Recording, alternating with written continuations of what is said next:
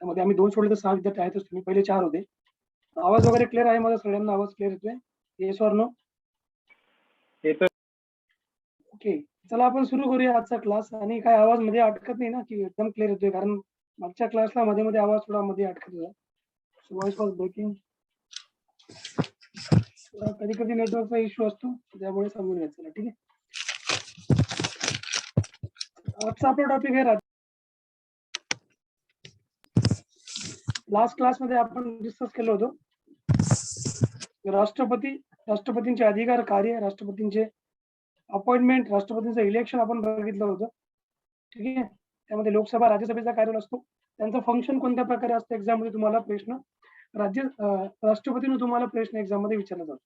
ठीक आहे, म्हणजे जर समजा तुम्हाला 15 क्वेश्चन 15 क्वेश्चन जर विचारले गेले तर 15 मधून एक क्वेश्चन तुम्ही राष्ट्रपतींना कन्सिडर करून चालायचं.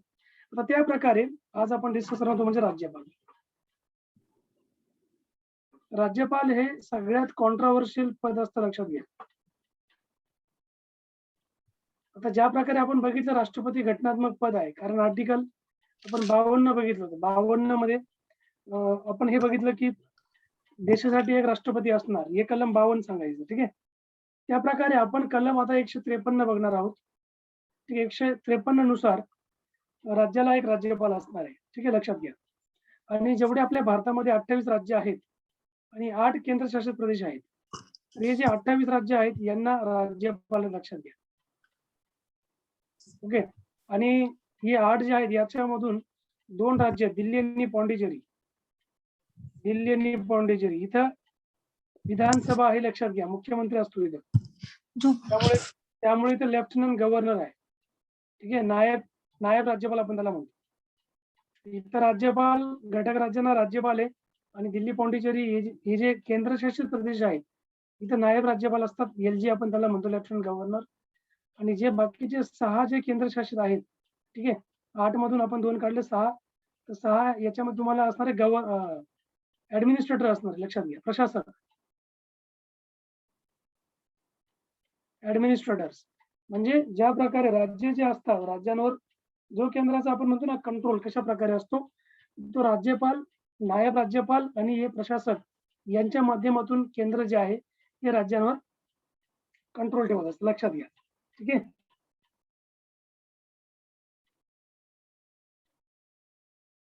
समजलं इथपर्यंत? तर मग आपण राज्यपालला सुरुवात करूया. बेसिक फक्त मी तुम्हाला सांगितलं, बाकीचे डिटेल आपण बघूया वन बाय वन. सगळे आर्टिकल्स आपण घेऊया. आणि मी राज्यपाल यासाठी घेतोय कारण मी उपराष्ट्रपतीचा चॅप्टर चालू करणार होतो, पण कसं आहे की राष्ट्रपतीशी जो डायरेक्टली सिमिलर आहे तो, ठीक आहे, राज्यपाल जास्त सिमिलर आहे.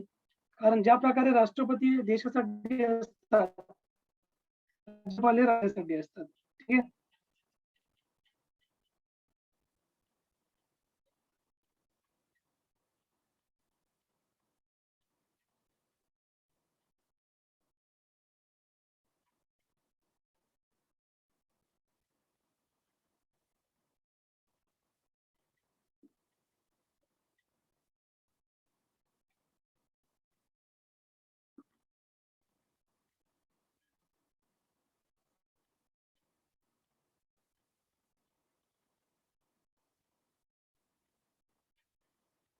इथपर्यंत क्लिअर आहे तुम्हाला? राज्यपाल बद्दल तुम्हाला एक्झामला प्रश्न असतो, कारण सगळ्यात कॉन्ट्रोवर्शियल मी राज्यपाल का म्हणतोय, तुम्ही बघितलं असेल जेव्हा जेव्हा राज्यांचे इलेक्शन होतात, ठीक आहे, निकाल लागल्यानंतर राज्यपाल हा सगळ्यात फॉर्म मध्ये असतो. किंवा एखाद्या राज्यामध्ये जेव्हा राष्ट्रपती राजवट लागते त्यावेळेस ती राज्यपालच्या मार्फतच लावली जाते, राष्ट्रपती लावत असतात.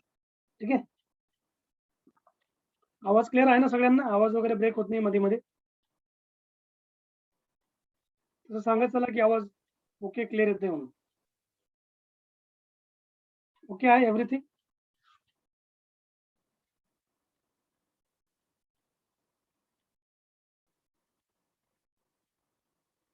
क्लिअर येतोय आवाज सगळ्यांना? हो सर.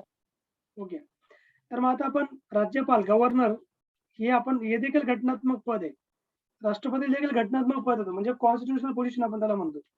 घटनात्मकचा अर्थ असा होतो की त्याला घटनात्मक दर्जा दिलेला आहे, म्हणजे कॉन्स्टिट्युशनल स्टेटस आहे, लक्षात घ्या. म्हणजे ज्या व्यक्तीचा किंवा ज्या पोझिशन, व्यक्तीने म्हणत नाही, ज्या पोझिशनचा डायरेक्ट रेफरन्स हा घटनेमध्ये दिलेला असतो त्याला आपण घटनात्मक पद म्हणतो. जसं attorney कॅग, ज्याला घटनेचे कलम असतात जसं कॅग 148 41 होता बरोबर. राष्ट्रपतींना आपण बघितलं 52 पासून तर 58 57 58. त्यानंतर आपण आता गव्हर्नर बघतो 153 मध्ये बरोबर. मग या प्रकारे हे जे आर्टिकल्स आहेत हे त्या पोझिशनशी संबंधित आहे बरोबर, म्हणून ते घटनात्मक पद असते. मग आता राज्यपाल जरी घटनात्मक पद असेल तरी देखील हा कॉन्ट्रोवर्सी मध्ये खूप वेळा येत असतो आणि ज्या प्रकारे सरकार बदलतात केंद्रामध्ये त्या प्रकारे राज्यपालांना बदलण्यात येतं. तुम्ही बघितलं असेल काँग्रेस अपॉइंटेड जे गव्हर्नर्स होते 2014 मध्ये जेव्हा मोदी सरकार आलं होतं केंद्रामध्ये निवडून, त्यावेळेस त्यांनी काँग्रेसचे जे अपॉइंटेड मेंबर्स होते, अपॉइंटेड मेंबर्स नाही, अपॉइंटेड गव्हर्नर्स, राज्यामध्ये जे काँग्रेसने अपॉइंटेड जे राज्यपाल होते त्या सगळ्यांना त्यांनी काढून टाकलं होतं, म्हणजे राजीनामा त्यांच्याकडून घेतला होता. त्यांनी मग त्यांच्यानुसार केंद्राने आपल्या स्वतःच्या पार्टीनुसार मग त्यांनी राज्यपाल अपॉइंट केले होते. ठीक आहे. आणि हे त्यांनी का केलं आता बघा, प्रत्येक वेळा काय असतं की कुठे ना कुठे पॉलिटिकल पार्टीज काय करतात की थोडंसं काही ना काही ते भूतकाळातला म्हणजे रिव्हेंज घेण्याचा प्रयत्न करतात. ज्या प्रकारे इंदिरा गांधींनी केलं होतं. इंदिरा गांधी जेव्हा 1978 मध्ये पुन्हा सत्तेवर आल्या होत्या, म्हणजे ते 1971 ला पण सत्तेमध्ये होते. ठीक आहे. 75 पर्यंत होते. 75 ला त्यांनी आणीबाणी लागू केली. त्यांचं सरकार कोसळलं. मोरारजी देसाईंचं सरकार आलं होतं. ठीक आहे. ते 2 वर्ष चाललं. त्यानंतर मग कारण मोरारजी देसाईचं सरकार जे होतं हे 33 पार्टीचं सरकार होतं बरोबर. त्यामुळे ते जास्त टिकलं नाही आणि मग इंदिरा गांधीचं सरकार आलं ते 78 मध्ये पुन्हा इंदिरा गांधी आणि मग त्यानुसार त्यांनी जेवढेही काँग्रेस मोरारजी देसाईंनी अपॉइंट केलेले जेवढेही गव्हर्नर्स होते ते सगळे गव्हर्नर काढून टाकले होते सगळे. मग सिमिलर कोणी केलं? नरेंद्र मोदी गव्हर्नमेंटने केलं होतं. ओके. मग आता 153 जो कलम आहे राज्यपालांच्या बद्दलचा, कलम 153 नोट डाऊन करून घे चला काही गोष्टी. ठीक आहे.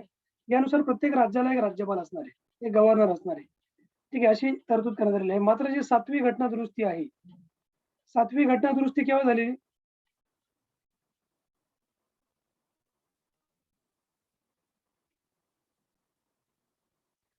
7वी घटना दुरुस्ती झाली होती 1956 मध्ये.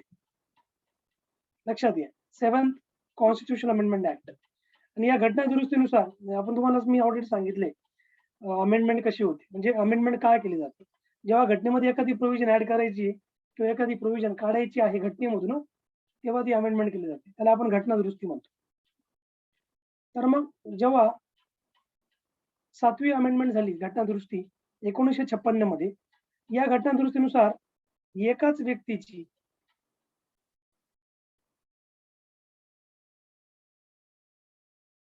व्यक्तीची दोन किंवा अधिक राज्यांकरता राज्यपाल म्हणून नेमणूक करण्यास संमती प्रदान करण्यात आलेली आहे. ठीक आहे. लक्षात घ्या. म्हणजे आता पहिले काय होतं, या 7व्या घटना दुरुस्तीच्या अगोदर प्रत्येक राज्याला फक्त एक राज्यपाल असणार आहे. पण जेव्हा ही प्रोव्हिजन ऍड केली या घटना दुरुस्तीने की एकापेक्षा जास्त राज्यांना एकच व्यक्ती गव्हर्नर म्हणून रूल करू शकतो, शासन करू शकतो बरोबर. जसं की आता समजा महाराष्ट्र आहे आणि गोवा आहे. गोवा दोघांचे गव्हर्नर सेम राहू शकतात, सेम म्हणजे कंबाईन ते चालू शकतात. ठीक आहे. मग आता राहिला क्वेश्चन त्यांच्या सॅलरीचा, मग त्यांना सॅलरी कोण देणार? महाराष्ट्र गव्हर्नमेंट देणार की गोवा गव्हर्नमेंट देणार? दोघं अर्धी अर्धी सॅलरी त्यांना देणार. ठीक आहे. कारण ते दोघांसाठी काम करतायत. समजा गुजरात आणि महाराष्ट्राचा एक राहिला म्हणजे दोघांचा मिळून देखील एक गव्हर्नर राहू शकतो. ठीक आहे. दोघांचा मिळून देखील म्हणजे एकापेक्षा जास्त राज्यांचा गव्हर्नर, ही जी तरतूद आहे ही गव्हर्नर 7व्या घटना दुरुस्तीने ऍड केली. लक्षात घ्या. तर मग कलम 154 154 जो आहे, कलम 154 यानुसार राज्याचा कार्यकारी अधिकार राज्यपालाच्या हाती असणार आहे. जो पण एक्झिक्युटिव्ह फंक्शन्स आहेत राज्याचे कार्यकारी अधिकार सगळे कोणाच्या हातात असणार आहेत? राज्यपालाच्या. ज्या प्रकारे मी तुम्हाला बोललो होतो की संसदेमध्ये कोण कोण असतं? लोकसभा, राज्यसभा आणि प्रेसिडेंट ऑफ इंडिया बरोबर. त्या प्रकारे राज्यामध्ये आता सगळ्या राज्यांमध्ये विधान परिषद नसते. ठीक आहे. पण ज्या ज्या राज्यांमध्ये विधान परिषद असते त्या राज्यांमध्ये कोण कोण असतं? मग लेजिस्लेटिव्ह असेंब्ली, ठीक आहे, लेजिस्लेटिव्ह काउन्सिल आणि प्लस गव्हर्नर म्हणजे राज्यपाल, असं त्यांचं स्ट्रक्चर आहे. जसं एक केंद्राचं तसं हे राज्याचं असतं. समजा लेजिस्लेटिव्ह काउन्सिल नसेल एखाद्या राज्यामध्ये, तर मग असेंब्ली आणि गव्हर्नर एवढंच असतात. म्हणजे विधानसभेमध्ये जे काही बिल वगैरे पास केलं जाणार, समजा महाराष्ट्र विधानसभा आहे. हे जे काही बिल वगैरे पास करणार, हे बिल साइनसाठी कोणाकडे जाणार? गव्हर्नरकडे जाणार. बरोबर? गव्हर्नरची परमिशन मिळाली राज्यपालांची, की ते जे विधेयक आहे ते कायद्यामध्ये रूपांतरित होणार. जसं केंद्राचं आपण बघितलं होतं राष्ट्रपती शिकताना, तसं मी तुम्हाला हे राज्याचं सांगतो. सो इथपर्यंत पॉइंट हा क्लिअर आहे. I hope so. मग 154 काय सांगतं, की कार्यकारी जेवढे अधिकार आहेत राज्यपालाच्या हाती, म्हणजे ते सगळ्या राज्यपालांच्या हाती असणार आहेत आणि त्याचा वापर राज्यपालांकडून अप्रत्यक्षपणे किंवा त्याच्या हाताखालील अधिकाऱ्यांमार्फत केला जातो. ठीक आहे. तर या प्रकारे तुम्हाला माहिती असणं गरजेचं आहे. जाऊया आपण पुढच्या पॉइंटकडे. इथपर्यंत क्लिअर आहे का?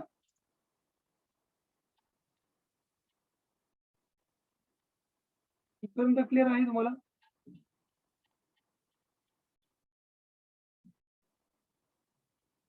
एनी डाउट सो फार?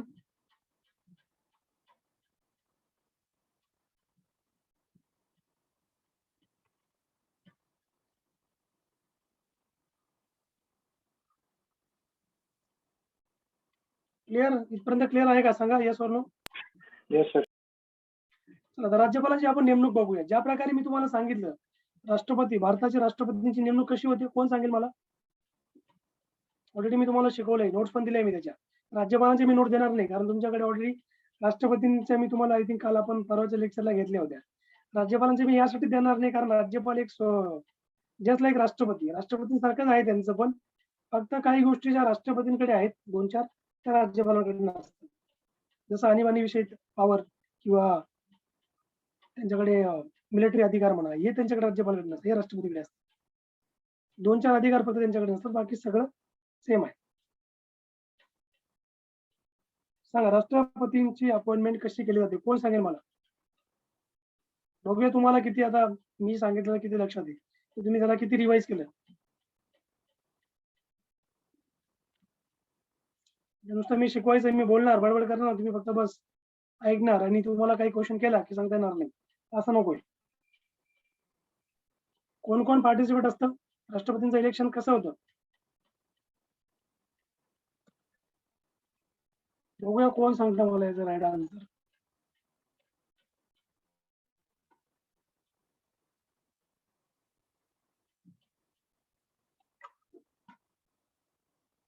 मी तुम्हाला हे पण बोललो होतो की एक्झामला त्यावर तुम्हाला प्रश्न विचारला जातो. एकदा 2-3दा तुम्हाला रिपीट करून मी सांगितलं होतं.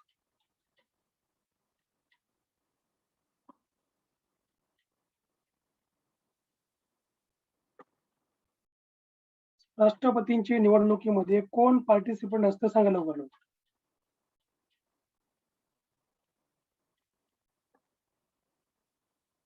राष्ट्रपती आणि राज्यपाल. ज्या प्रकारे राष्ट्रपतीची निवडणूक होते त्या प्रकारे राज्यपालची होत नाही, लक्षात घ्या.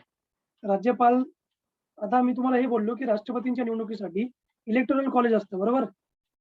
इलेक्टोरल कॉलेज याला आपण काय म्हणतो मराठीमध्ये? निर्वाचक. इलेक्टोरल कॉलेजला आपण मराठीमध्ये मी तुम्हाला एक शब्द सांगितला होता. सर निर्वाचक गणना. हा, म्हणजे आपण त्याला एक निर्वाचक गण म्हणतो. निर्वाचक गण, अगदी बरोबर आहे. यामध्ये कोण कोण असतं हे तुम्हाला मी विचारतोय. निर्वाचक गण मध्ये कोण कोण असतं? राष्ट्रपतींना मतदान करणारे लोक कोण? आपण तर करत नाही मतदान, बरोबर? मतदान करतो कोण? लोकसभा चे बरोबर. 2 प्रतिनिधी, राज्यसभेचे 12 आणि विधानसभेचे 1. हे मतदान करतात. यांनी जर मतदान केलं तर मग राष्ट्रपती कसा निवडणार? हे मतदान करत नाही असं सांगा, तुम्ही सांगताय. ठीक आहे. जसे मी लोकसभेमध्ये जे तुम्हाला 2 सांगितले होते ते अँग्लो इंडियन्स होते. राज्यसभेचे 12 हे डायरेक्टली अपॉइंटेड होते. डायरेक्ट यांची नेमणूक केली जाते. हे सोडून बाकी सगळे म्हणजे लोकसभेचे नवनिर्वाचित, म्हणजे निर्वाचित सदस्य जे असतात, निर्वाचित लक्षात घ्या, नेमलेले नाही. निर्वाचित म्हणजे जे इलेक्शन करून निवडून येतात, बरोबर? लोकसभा, राज्यसभा आणि विधानसभा, ठीक आहे, लेजिस्लेटिव्ह असेंब्ली आपण त्याला म्हणतो, विधानसभा, या तिघांमधले जेवढेही निर्वाचित सदस्य आहेत, ठीक आहे, निर्वाचित सदस्य हे सगळे असतात राष्ट्रपतींच्या इलेक्शन मध्ये पार्टिसिपंट्स. ठीक आहे, तुम्हाला मी दिल्ली आणि पॉंडिचेरी इथं पण विधानसभा आहे, तुम्हाला मी हे पण सांगितलं यांचेही मेंबर जे आहेत निवडलेले, हे देखील याच्यामध्ये पार्टिसिपंट असतात, बरोबर. विधानसभा ओनली, लक्षात घ्या, विधान परिषद नाही, फक्त विधानसभा. हे मी पुन्हा लक्षात ठेवून तुम्हाला हे सांगतो, कारण मी तुम्हाला एक्झाम मध्ये 100% विचारलं जातं, तुम्हाला हायलाइट केलं जातं. ठीक आहे, जाऊया पुढे आपण. लोकसभा, राज्यसभा आणि विधानसभा यांचे निर्वाचित सदस्य, नेमलेले नाही, अपॉइंटेड नाही, ओनली, ठीक आहे, ओनली इलेक्टेड, नॉट नॉमिनेटेड. आता राज्यपालसाठी असं कोणतं इलेक्टोरल कॉलेज नाही. राज्यपालची नियुक्ती जी आहे ती राष्ट्रपतींच्या मार्फत, म्हणजे केंद्र सरकार ज्या प्रकारे शिफारस करणार राष्ट्रपतींना की या व्यक्तीला तुम्ही या अमुक अमुक राज्याचा राज्यपाल बनवा, तर राष्ट्रपती त्यांना राज्यपाल बनवून टाकणार त्या व्यक्तीला, त्या राज्याचा. ठीक आहे, त्याच्यामुळे यांना काही इलेक्टोरल कॉलेज आहे का? नाही. पण हे देखील घटनात्मक पद आहे, लक्षात घ्या, घटनात्मक पोझिशन आहे. ठीक आहे, परंतु राष्ट्रपतींसारखं इलेक्टोरल कॉलेज नाही. हा एक पहिला डिफरन्स याच्यामध्ये आहे. मग आता राज्यपालांची जी निवडणूक आहे ती राष्ट्रपती केली जाणार. हे कोणतं आर्टिकल आहे? 155. लिहून घ्या, आर्टिकल 155 कलम 155 नुसार राज्याच्या राज्यपालाची नेमणूक राष्ट्रपतींकडून केली जाते. ठीक आहे, तसेच राज्यपाल लोकांकडून प्रत्यक्षपणे निवडूनही दिले जात नाही. जसं मी तुम्हाला सांगितलं की हे अप्रत्यक्षपणे निवडले जातात, हे अप्रत्यक्षपणे निवडले जातात, ते डायरेक्टली निवडले जात नाहीत. त्यांची नेमणूक राष्ट्रपती करीत असल्याने आपण एक म्हणू शकतो की केंद्राचे, म्हणजे केंद्र सरकारचे ते प्रतिनिधी म्हणून काम करतात. तो एक केंद्र सरकारचा एजंट म्हणून काम करतो, लक्षात घ्या, राज्यपाल. तुम्ही बघितलं असेल की सगळा रिपोर्ट जो असतो राज्य सरकारचा, की राज्य सरकार कसं काम करते, काय काम करते, हा सगळा रिपोर्ट जो राज्यपाल असतो हा केंद्राला देत असतो, म्हणजे राष्ट्रपतींना देत असतो, राष्ट्रपती केंद्राला देत असते. म्हणजे हा एजंटचं काम करतो, प्रतिनिधी म्हणून काम करतो केंद्राचं राज्यपाल, लक्षात घ्या. हा इम्पॉर्टंट, ठीक आहे, तुम्हाला एक्झामला विचारला जाणारा क्वेश्चन आहे. आता सर्वोच्च न्यायालयाने 1979 मध्ये, ठीक आहे, असं जाहीर केलं की राज्याच्या राज्यपालाचे पद हे काही केंद्र शासनाच्या अधीनस्थ असलेला रोजगार नाहीये, बरोबर. ते एक स्वतंत्र घटनात्मक पद असून ते केंद्र शासनाच्या नियंत्रणाखाली किंवा अधीनस्थ कार्य करीत नाही. म्हणजे गव्हर्नर जे आहे, म्हणजे राज्यपाल, is not the employment under the central government. कारण सेंट्रल गव्हर्नमेंट त्यांना पेमेंट नाही देत ना, पेमेंट त्यांना कोण करते? पेमेंट त्यांना राज्य सरकार करते, बरोबर. म्हणजे ते केंद्राची एम्प्लॉयमेंट नाही, म्हणजे ते जरी राज्यामध्ये आहेत, राज्य सरकारसाठी ते काम करतायत. ठीक आहे, आणि बाकी रिपोर्टिंग ते केंद्राला करत असतात, त्यामुळे ते केंद्राच्या एम्प्लॉयमेंटच्या अंडर येत नाही. ठीक आहे, तरी पण त्याला कोण अपॉइंट करते? केंद्र सरकारचा अपॉइंट करते, म्हणजे राष्ट्रपती अपॉइंट करतो केंद्राच्या मार्फत. आता राज्याची जी निवडणूक आहे ती राष्ट्रपतींसारखी का नाही? त्याच्या मागे बरेचसे कारण आहेत. त्यामागे कारण असे आहेत की एकतर तशी निवडणूक खर्चिक आहे, ती परवडणारी नाही, बरोबर. आणि राज्यपाल पदासाठी प्रत्यक्ष निवडणूक राज्यातील संसदीय व्यवस्थेशी सुसंगत नाही. म्हणजे समजा राज्यपालांसाठी पण समजा जर सेपरेट निवडणूक केली तर मग कुठेतरी पॉवर ऑफ क्लॅश होऊन जाईल. म्हणजे ज्या प्रकारे मुख्यमंत्र्याची इलेक्शन होतं, निवडणूक होते, त्या प्रकारे राज्यपालाची निवडणूक नाही होऊ शकत. दोघांची निवडणूक जर केली तर दोघं लोकांचे प्रतिनिधी होऊ शकतात ना. मला सांगा, राज्यपालाची जर आपण निवडणूक ठेवली, त्याला निवडणूक ठेवू आपण, सगळे जनता वोटिंग करणार आणि मग त्यांना एक प्रकारे निवडून देतील, ज्या प्रकारे मुख्यमंत्री निवडून देतील. असं पॉसिबल का? नाही होणार पॉसिबल. का नाही होणार? कारण दोघांमध्ये क्लॅश होऊन जाईल. ठीक आहे, ज्या प्रकारे राष्ट्रपती हे लोकांद्वारे नाही निवडले जात, हे जे आपले प्रतिनिधी असतात आपण निवडून दिलेले, त्यांच्या मार्फत ते निवडले जातात, आणि पंतप्रधान आपल्या मार्फत निवडून दिले जातात, लोकांच्या मार्फत. ठीक आहे, कारण पॉवर ऑफ क्लॅश तिथं होऊन जाईल, कॉन्फ्लिक्ट ऑफ पॉवर आपण त्याला म्हणतो. ठीक आहे, संघर्ष, सत्ता संघर्ष होतो दोघांमध्ये. आणि राज्यपाल मग मुख्यमंत्री चालू जाणार नाही, मुख्यमंत्री राज्यपाल चालू जाणार नाही. त्यामुळे तसं की आपण केलं नाही. आता राज्यपालाचा पदावधी किती असतो? कार्यकाल. ठीक आहे, राज्यपालाचा पदावधी बघा, राज्यपाल चा जो कार्यकाल आहे आर्टिकल 156 यानुसार असं सांगितलेलं आहे की राज्यपाल राष्ट्रपतींची मर्जी असेपर्यंत आपले पद धारण करतो. लक्षात घ्या, घटनेमध्ये 5 वर्ष म्हटलेलं आहे, 5 इयर्स. परंतु आतापर्यंत इतिहास आहे, हिस्ट्री आहे, खूप असे कमी गव्हर्नर असतील ज्यांनी पूर्ण 5 वर्ष टर्म कंप्लीट केलेले त्या राज्यामध्ये. ठीक आहे, कारण एकतर काय करतं केंद्र सरकार, त्याला इथून या राज्यातून काढा, दुसऱ्या राज्यात त्याला ट्रान्सफर करा, परत दुसऱ्या राज्यातून ट्रान्सफर करून तिसऱ्या राज्यात टाका. म्हणजे असंही केंद्र सरकार त्याला करू शकतं. ठीक आहे, त्याचा प्रत्येक राज्यामध्ये जेव्हा तो राज्यपाल म्हणून जाणार, त्याचा जो टर्म असतो, कार्यकाळ, तो वेगळा असतो, बरोबर. सो त्यामुळे आणि त्यांना कधीही काढलं जाऊ शकतं. ओके, त्यामुळे घटनात्मक जरी पद असेल तरी पण त्याला घटनात्मक एवढं महत्व नाहीये. मग कधी कधी प्रश्न पडतो, मग जर याला घटनात्मक इम्पॉर्टन्स नाहीये, केंद्र सरकार याला कधी काढू शकतं, कधी आपण करू शकतं, कधी ट्रान्सफर करू शकते, तर मग याला घटनेमध्ये ठेवून फायदाच काय, घटनात्मक पद देऊन फायदाच काय, बरोबर. असंच करायचं असेल तर मग पूर्ण जे आहे पूर्णपणे मग राष्ट्रपती हातातच पॉवर द्या, पण तसं केलं जाऊ शकत नाहीये.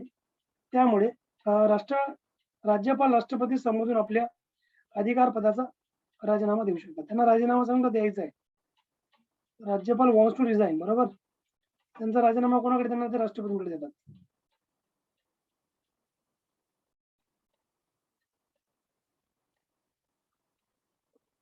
राजीनामा राष्ट्रपतींकडे देतात, बरोबर.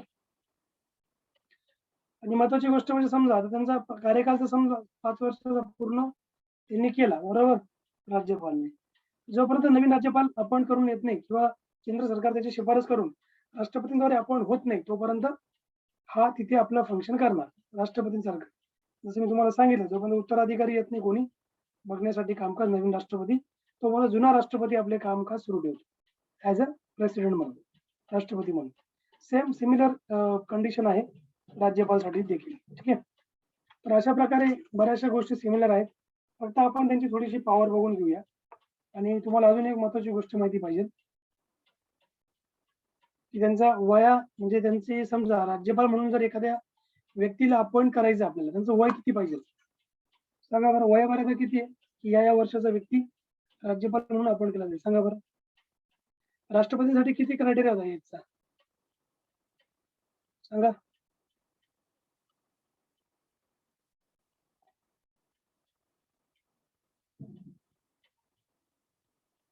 सांगा फास्ट.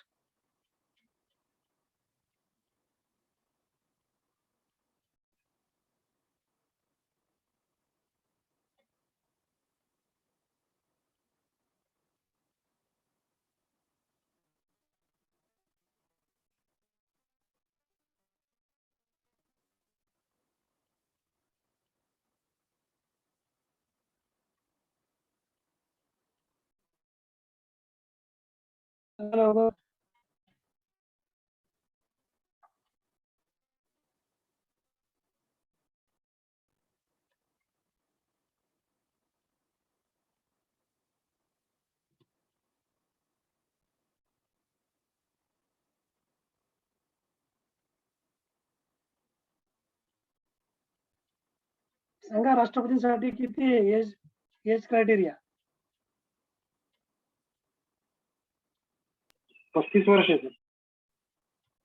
हा, एक्झॅक्टली. राष्ट्रपतींसाठी जो एज क्रायटेरिया आहे तो 35 इयर्स आहे.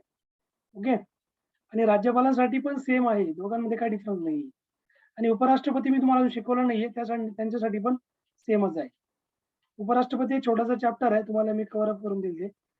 सगळ्यात महत्वाचं आपला राष्ट्रपती होता आणि दुसरा राज्यपाल आहे. ठीक आहे, उपराष्ट्रपती काही इतका इम्पॉर्टंट नाहीये, पण थोडंसं जे काही डिफरन्सेस असतील राष्ट्रपतींपेक्षा थोडी वेगळी पॉवर, ती मी तुम्हाला सांगून देईल. तो चॅप्टर तुमचा मी कव्हर करून देईल. चला, या प्रकार तुम्हाला राष्ट्रपती कळला ना, राज्यपालही कळून जातो तुम्हाला आणि उपराष्ट्रपती कळून जातो. 35 वर्ष त्यांचं वय असावं, ते भारताचे नागरिक असतात, ही त्यांची क्वालिफिकेशन आहे. बाकी क्वालिफिकेशन म्हणजे असं नाही की तो सायन्सचा पाहिजे किंवा आर्ट्सचा पाहिजे किंवा इंजिनिअरिंग बॅकग्राऊंडचा, असं काही नाही. त्यांची क्वालिफिकेशन एवढीच आहे की त्यांनी भारताचा नागरिक असणं, 35 वर्ष वय पूर्ण असावे, आणि ते 157 मध्ये येते, लक्षात घ्या त्यांचे क्वालिफिकेशन.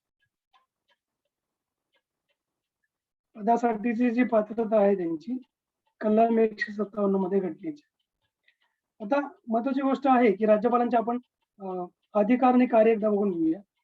ठीक आहे, जे आपण प्रेसिडेंटचं बघितलं तर सिमिलर यांचं पण आहे.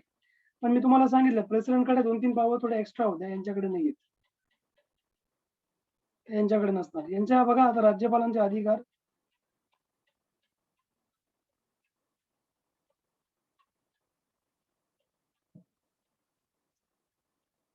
व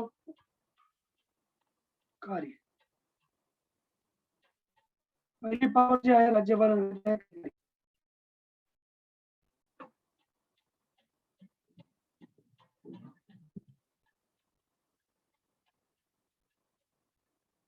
दुसरी पॉवर जी आहे ती आहे कायदेविषयक अधिकार.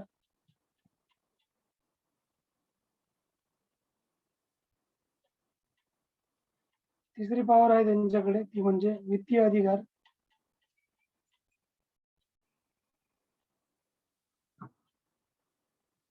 आणि चौथी जी पॉवर आहे राष्ट्रपती न्यायविषयक अधिकार.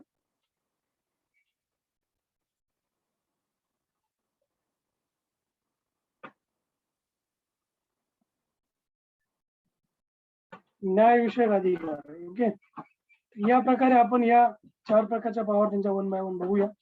पहिली जी आहे ती म्हणजे त्यांच्याकडे बघा आणीबाणी विषयक पॉवर नाहीये, बरोबर. लष्करी पॉवर त्यांच्याकडे नाहीये, जी आपण राष्ट्रपतींकडे बघितली होती. ओके, त्या अकॉर्डिंग आता पहिली त्यांची आहे कार्यकारी अधिकार, एक्झिक्युटिव्ह पॉवर. आता एक्झिक्युटिव्ह पॉवर म्हणजे एक्झॅक्टली व्हॉट? जसं मी तुम्हाला सांगितलं होतं की ज्या प्रकार राष्ट्रपतींची एक्झिक्युटिव्ह पॉवर होती, सिमिलर यांची पण आहे. फक्त डिफरन्स एवढाच आहे की एक्झिक्युटिव्ह पॉवर जी आहे यांची, त्यांच्यामध्ये पहिला पॉईंट आपण असं घेऊया, राज्य शासनाचा सर्व कार्यभार, ठीक आहे, कार्यकारी कारभार जो आहे तो राज्यपालाच्या नावाने चालवला जातो. 2 नंबरचा पॉईंट असा आहे की राज्यपालाच्या नावाने काढलेलं व अंमलात आणलेले आदेश कोणत्या पद्धतीने काढावे त्याचे नियम राज्यपाल तयार करू शकतो. 3 नंबर आहे ते राज्य शासनाचे कामकाज अधिक सुलभतेने चालण्यासाठी राज्यपाल नियम तयार करू शकतात. ठीक आहे, आणि तसेच अशा कामकाजाची विभागणी मंत्रालयामध्ये ते करू शकतात किंवा केले जाऊ शकते. त्यानंतर राज्यपाल मुख्यमंत्र्यांची नेमणूक करतात, बरोबर, एक्झॅक्टली. जसं मी तुम्हाला सांगितलं कार्यकारी अधिकारामध्ये काय असतं की जे राज्यातले एक्झिक्युटिव्ह असतात त्यांची अपॉइंटमेंट कोण करतं? राज्यपाल करतात. ज्या प्रकारे प्राईम मिनिस्टर नंतर मंत्रिमंडळातले जे काही मंत्री आहेत त्यांची नियुक्ती, त्यानंतर कॅग, अटॉर्नी जनरल यांची नियुक्ती कोण करतं? राष्ट्रपती करतात. त्यांच्याकडे एक्झिक्युटिव्ह पॉवर आहे. सिमिलर यांच्याकडे पण आहे, पण हे कोणाला अपॉइंट करतील? मुख्यमंत्र्यांना. ठीक आहे, आणि मुख्यमंत्र्यांच्या सल्ल्याने बाकीचे जे काही मंत्री आहेत त्या मंत्र्यांची नेमणूक हे करणार राज्यामध्ये. आणि मंत्री व्यतिरिक्त मी जर बघितलं, मंत्री वैयक्तिकरित्या राज्यपालाला जबाबदार असतात. जे मंत्री असतात, मंत्रिमंडळातले मंत्री हे राज्यपालाला इंडिव्हिज्युअली रिस्पॉन्सिबल असतात, वैयक्तिकरित्या जबाबदार असतात. राज्यपाल छत्तीसगड, झारखंड, मध्य प्रदेश, ओडिशा राज्यांमध्ये एका आदिवासी कल्याण मंत्र्याची नेमणूक करते, बरोबर. बघा कोणते कोणते राज्य आहेत? छत्तीसगड,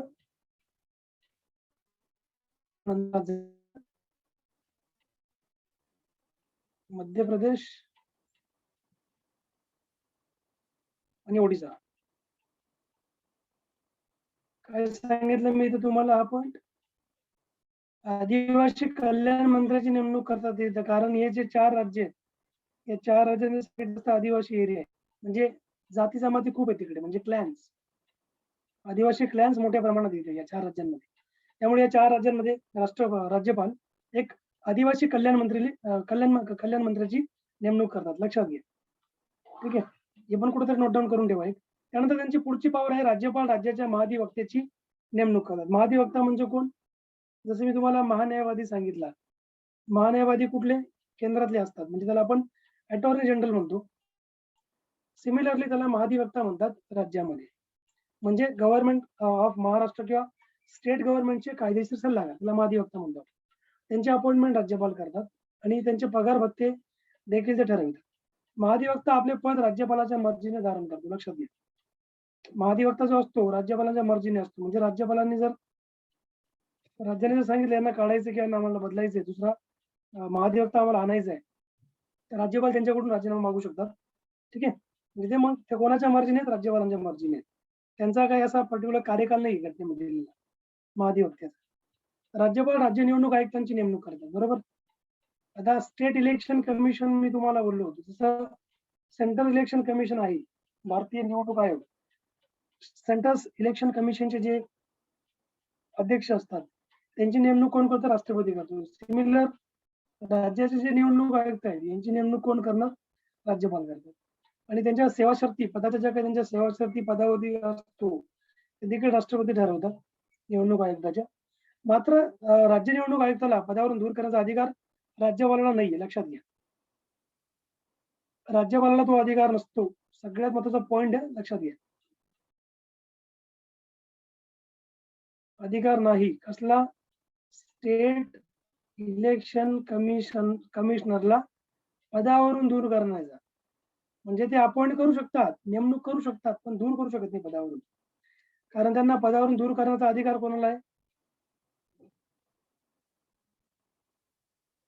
ठीक आहे, त्यांना पदावरून दूर करण्याचा जो अधिकार आहे हा कोणाकडे असतो? कोणी सांगू शकतं? संसद. संसद जेव्हा सांगेल राष्ट्रपतींना त्यावेळेस ज्या प्रकारे उच्च न्यायालयाचे न्यायाधीश यांना काढण्याची प्रोसेस आहे मी तुम्हाला शिकवेल. जेव्हा सुप्रीम कोर्ट हायकोर्ट मी तुम्हाला शिकवेल तेव्हा मी तुम्हाला याचा रेफरन्स नक्की देणार आहे.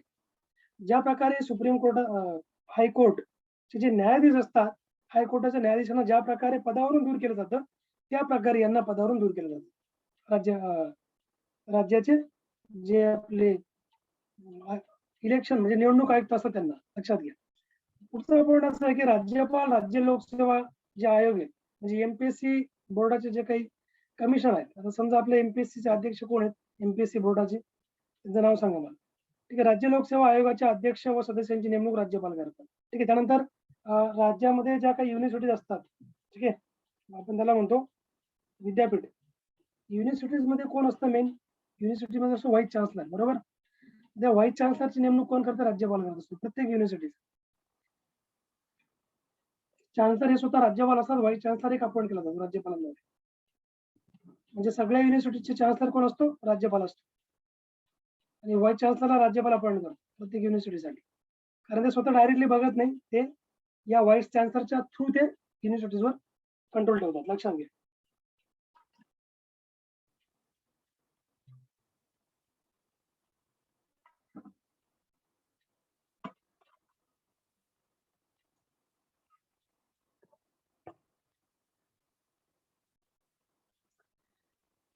राज्यपाल मुख्यमंत्र्यांकडून राज्य शासनाच्या कामकाजाबद्दल कोणतीही माहिती आपल्याकडे मागवू शकतात, ठीक आहे, त्यांच्या स्वतःकडे.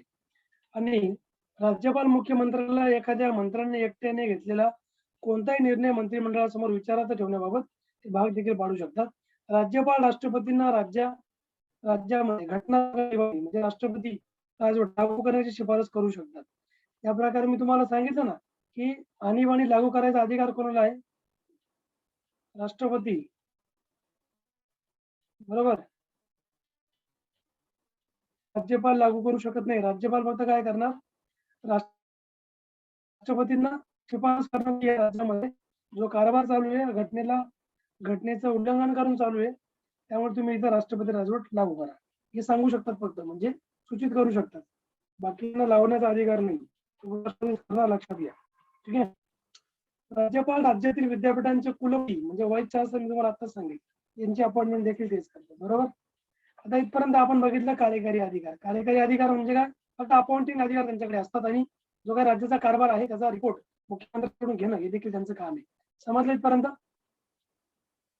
सो फार एनी डाऊट? त्यांच्या कायदेशीर नॉट कायदेशीर कार्यकारी अधिकाराबद्दल एखादा डाऊट आहे तुम्हाला? नसेल तर आपण 2 नंबरचं त्यांचं फंक्शन बघूया. ते आहे कायदेविषयक अधिकार. 2 नंबरचं कार्य आहे कायदेविषयक अधिकार.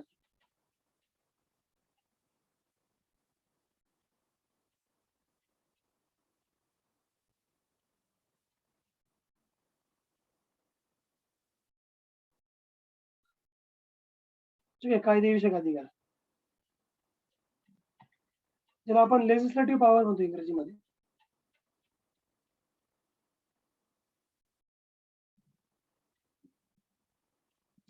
लेजिस्लेट म्हणजे काय? त्याला कायदा करण्याचा. बघा, राज्यपाल हे राज्य विधिमंडळाचे एक अविभाज्य घटक असतात, त्यामुळे त्यांना विविध कायदेविषयक अधिकार प्राप्त होत असतात, बरोबर. राज्यपालाला त्याच्यामध्ये पहिला जो आहे तो आपण घेऊया.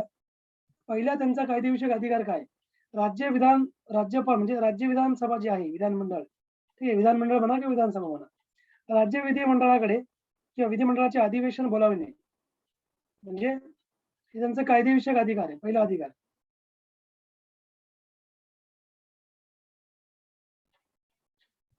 अधिवेशन बोलावणे, ज्याला आपण समन म्हणतो. राज्य विधिमंडळाचे अधिवेशन बोलावणे, त्यानंतर त्याला स्थगित करणे म्हणजे प्रोरोग करणे म्हणजे स्थगित करणे, याचा राज्यपालांना अधिकार असतो, लक्षात घ्या. तसंच मुख्यमंत्र्यांच्या सल्ल्यानुसार विधानसभा विसर्जित करण्याचा अधिकारी राज्यपालांना आहे. म्हणजे समजा विधानसभा विसर्जित करायची आहे असं मुख्यमंत्र्यांनी जर राज्यपालांना सल्ला दिला तर राज्यपाल जे विधानसभा बरखास्त करू शकतात. ठीक आहे, मुख्यमंत्र्यांच्या सांगण्यानुसार. त्यानंतर 2 नंबरचा त्यांचा जो कायदेविषयक अधिकार आहे तो असा आहे, प्रत्येक सार्वत्रिक निवडणुकीच्या नंतर पहिल्या अधिवेशनाच्या, तुम्हाला मी राष्ट्रपती शिकवताना देखील तुम्हाला सेम सांगितलं होतं. ठीक आहे, की जेव्हा 5 वर्ष विधानसभेचे पूर्ण होतात, 5 वर्षानंतर नवीन इलेक्शन होतात आणि नवीन विधानसभा स्थापन केली जाते. ठीक आहे, तर मग नवीन जी विधानसभा येते, तर त्या नवीन विधानसभेचं पहिलं जे सत्र असतं, सेशन असतं, एकदम सुरुवातीला विधानसभेच्या, तर राज्यपाल ठीक आहे आपलं अभिभाषण देतात त्या विधिमंडळासमोर. ठीक आहे, विधानसभेसमोर. दरवर्षी म्हणजे कॅलेंडर इयर आपण त्याला म्हणतो. दरवर्षी राज्य विधानमंडळाच्या पहिल्या अधिवेशनाची सुरुवात ही राज्यपालांच्या अधिवेशनानेच होते. अधिवेशनात चर्चेला जाणाऱ्या विषयांची आणि प्रस्तावांची माहिती सभागृहाला या अभिभाषणातून दिली जाते. हे तुम्ही लक्षात घ्या. ठीक आहे, 3 नंबरचा पॉईंट आपण घेऊया. राज्यपाल राज्य विधिमंडळाच्या सभागृहांकडे, ठीक आहे, सभागृहाकडे विधिमंडळात प्रलंबित विधेयकाबाबत किंवा इतर कोणत्याही बाबींबद्दल संदेश आपले पाठवू शकतात. म्हणजे एखाद्या बिलाबद्दल ते आपलं आपलं ओपिनियन ते देऊ शकतात. त्यानंतर राज्यपाल विधानसभेचे अध्यक्ष उपाध्यक्ष या दोघांची पदे रिक्त झाल्यास विधानसभेचे कामकाज चालविण्यासाठी सभागृहातील कोणत्याही सदस्यास अध्यक्ष म्हणून ते नेमू शकतात. ज्यावेळेस समजा जे विधानसभेचे आपले स्पीकर नसतील अवेलेबल, ठीक आहे, म्हणजे आपण त्याला सभापती म्हणतो, सभापतीचं पद जर रिक्त झालं असेल तर ते सभागृहामधून कोणी पण एखाद्या सिनियर व्यक्तीला ते सभापती म्हणून डिक्लेअर करू शकतात, नेमू शकतात. राज्यपाल विधान परिषदेवर साहित्य, विज्ञान आणि कला, ठीक आहे, म्हणजे आपण त्याला म्हणतो सायन्स, त्यानंतर लिटरेचर, आर्ट्स, सहकार चळवळ, कोऑपरेटिव्ह मुवमेंट्स आणि सामाजिक सेवा, सोशल सर्व्हिसेस या क्षेत्रातून विशेष ज्ञान किंवा अनुभव असणाऱ्या 1/6 सदस्यांना नामनिर्देशित नॉमिनेट करू शकतात. 1/6 ज्या प्रकारे मी तुम्हाला राज्यसभेमध्ये 12 सांगितले होते, 12 राज्यसभेमध्ये अपॉइंट करतात कोण?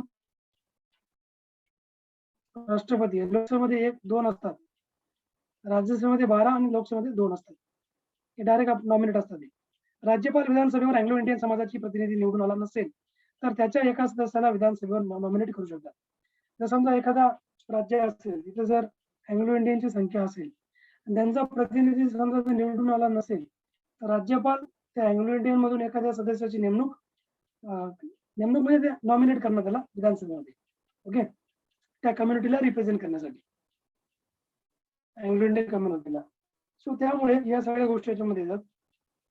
तो विधेयकाला संमती, आता बघा कोणतेही विधेयक राज्यपालाच्या संमतीशिवाय, सगळ्यात महत्त्वाची पॉवर त्यांची, कोणतेही विधेयक राज्यपालाच्या संमतीशिवाय कायद्यात रूपांतर होत नाही. ज्या प्रकारे मी तुम्हाला सांगितलं केंद्राचं, की केंद्र सरकार म्हणजे राष्ट्रपतींचं मी तुम्हाला सांगितलं, राष्ट्रपती जोपर्यंत आपली परमिशन देत नाही, अप्रुव्हल देत नाही एखाद्या बिलाला, तो कायदा बनत नाही. सेम राज्यपालांचं देखील आहे, जोपर्यंत अप्रुव्हल देत नाही तोपर्यंत तो ते बिल कायदा बनणार नाही. ठीक आहे, राज्य विधानमंडळाने विधेयक संमत केल्यानंतर ते राज्यपालांकडे संमतीसाठी सादर केले जाते. त्यावर राज्यपाल पुढील निर्णय आपले देऊ शकतात. तर यामध्ये नंबर 1 पॉईंट असा आहे, विधेयकाला संमती राज्यपाल देऊ शकतात, किंवा 2 नंबरचा मुद्दा असा आहे, विधेयकाला संमती रोखून ठेवू शकतात राज्यपाल. बघा संमती देऊ पण शकतात, त्यांना असं काही प्रॉब्लेम वाटला विधेयकामध्ये तर संमती रोखून पण ठेवू शकतात. त्यानंतर ते विधेयक म्हणजे धन विधेयक जर समजा नसेल, ठीक आहे, धन विधेयक जर नसेल तर राज्य विधानमंडळाकडे पुनर्विचारात ते पाठवू देखील शकतात.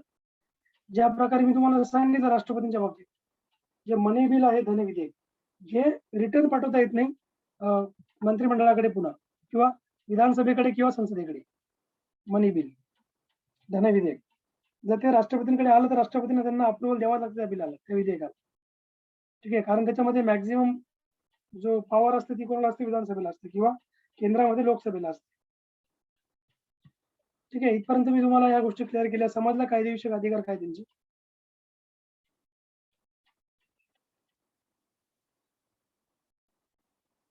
राष्ट्रपतींचे कायदेविषयक अधिकार समजले का सगळ्यांना?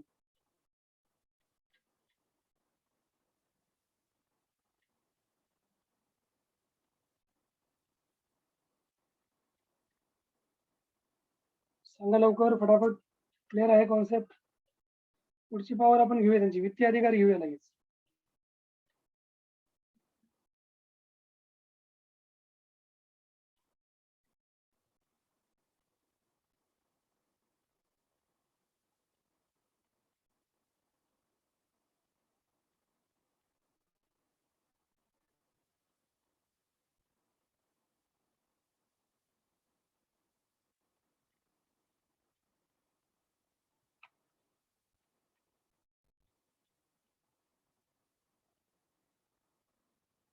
समजलं का पॉइंट? थांबलोय मी तुमच्या रिस्पॉन्ससाठी. हो अनम्यूट करून सर. सांगा यस क्लिअर आहे, नसेल क्लिअर. हो सर. ओके, ठीक आहे. ठीक आहे, ठीक आहे. आपण पुढचा पॉइंट घेऊया, त्यांचे वित्तीय अधिकार घेऊया. हा, अजून एक महत्वाची गोष्ट अशी आहे की राष्ट्रपतींकडे कायदेशीर अधिकारामध्ये अजून एक महत्वाचा पॉइंट तुम्हाला मी सांगतो. त्यांच्याकडे ऑर्डिनन्स मेकिंग पॉवर आहे. Ordinance making power. ही ऑर्डिनन्स मेकिंग पॉवर काय माहिती आहे तुम्हाला? याला मराठीमध्ये आपण म्हणतो अध्यादेश. मराठीमध्ये ऑर्डिनन्सला अध्यादेश म्हणतात. कोणी सांगू शकतं? मी ऑलरेडी तुम्हाला राष्ट्रपतींच्या अध्यादेशाबद्दल सांगितलं होतं. 123 कलम राष्ट्रपतींचा. राष्ट्रपतींना अध्यादेश काढण्याचे अधिकार कलम 123 नुसार असतात आणि राज्यपालाला अध्यादेश काढण्याचे जे अधिकार आहेत ते घटनेचा कलम 213 लिहून घ्या. 213 राज्यपालांचे अध्यादेश अधिकार. ठीक आहे, अध्यादेश काढण्याचे अधिकार. जसं मी तुम्हाला सांगितलं की समजा ज्यावेळेस विधानसभा सेशन मध्ये नाही, जसं मी तुम्हाला 3 प्रकारचे सेशन सांगितले. कुठले कुठले सांगू शकतो कोणी? तुम्हाला लिहून दिलं तुम्ही.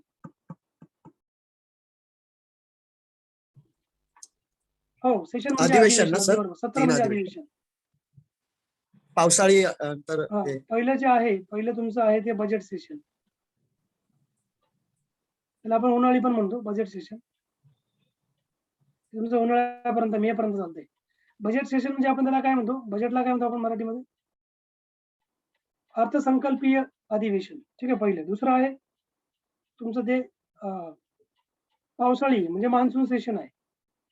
आणि तिसरं तुमचं आहे ते विंटर सेशन, हिवाळी अधिवेशन.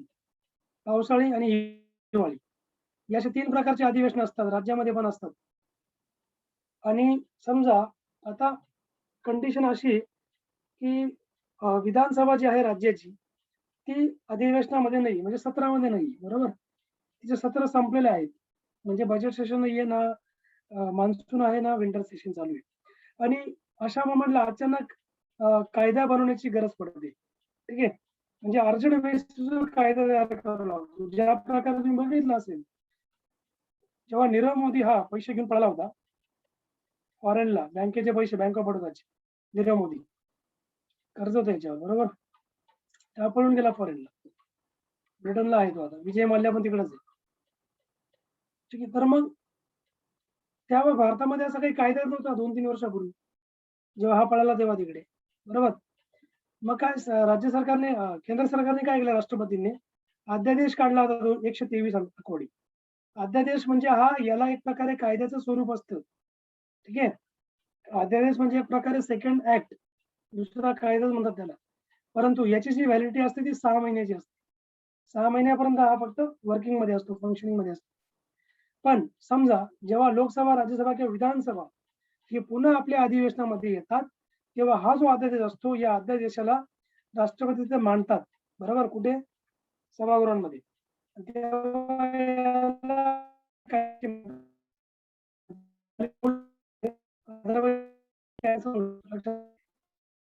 पुढे लोकसभा, राज्यसभा किंवा विधानसभेमध्ये मांडण्यात नाही आलं राष्ट्रपती किंवा राज्यपालांद्वारे. 213 अध्यादेशची पॉवर राज्यपाल, 123 राष्ट्रपती.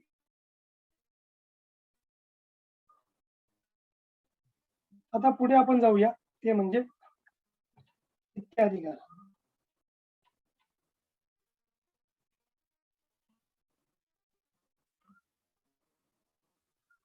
वित्तीय अधिकार याला आपण फायनान्शियल पॉवर म्हणतो राज्यपालांची. ज्या प्रकारे मी तुम्हाला सांगितलं, वित्तीय पॉवर राष्ट्रपतींकडे असते.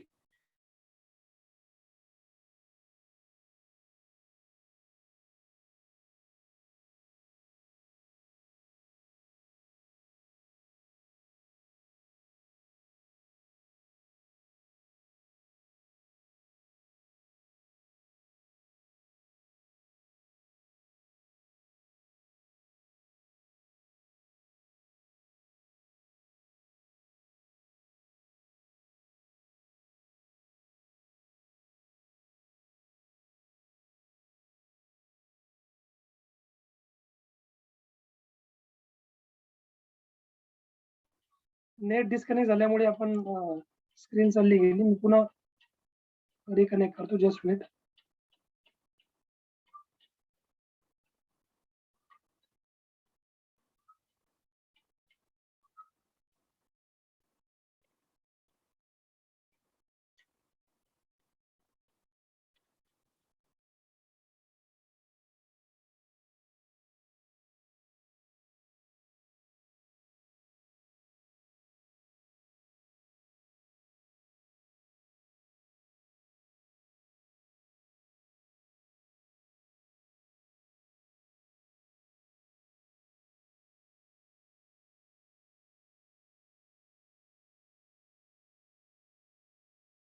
पण आता पुढे तुम्हाला मी याच्याबद्दल सांगतो. त्यांची वित्तीय पॉवर काय आहे राज्यपालांची. काही फरक नाहीये, थोडासा डिफरन्स आहे फक्त. राज्यपालांचे वित्तीय अधिकार व कार्य जे आहेत, पहिले जे आहे त्यांचं अर्थ विधेयक केवळ राज्यपालाच्या पूर्वसंमतीनेच राज्य विधिमंडळात सादर करता येते. लक्षात घ्या. पहिलं कार्य त्यांचं काय, की अर्थविधेयक जेव्हा विधानसभेमध्ये मांडलं जाणार म्हणजे विधिमंडळामध्ये, तेव्हा त्याला राज्यपालांची पूर्वसंमती लागणार. त्यांच्या पूर्वसंमतीशिवाय ते मांडता येत नाही. हे त्यांचे पहिले अधिकार आहे. 2 नंबर, जेव्हा विधेयक हे बघा, या अर्थविधान विधेयक, त्यानंतर अमेंडमेंट विधेयक काय आहे, हे सगळं मी तुम्हाला जेव्हा संसद हा चॅप्टर तुम्हाला शिकवेल, तर तुम्हाला सगळे इन डिटेल मध्ये सांगेल. ठीक आहे. त्यानंतर राज्यपाल राज्य विधिमंडळात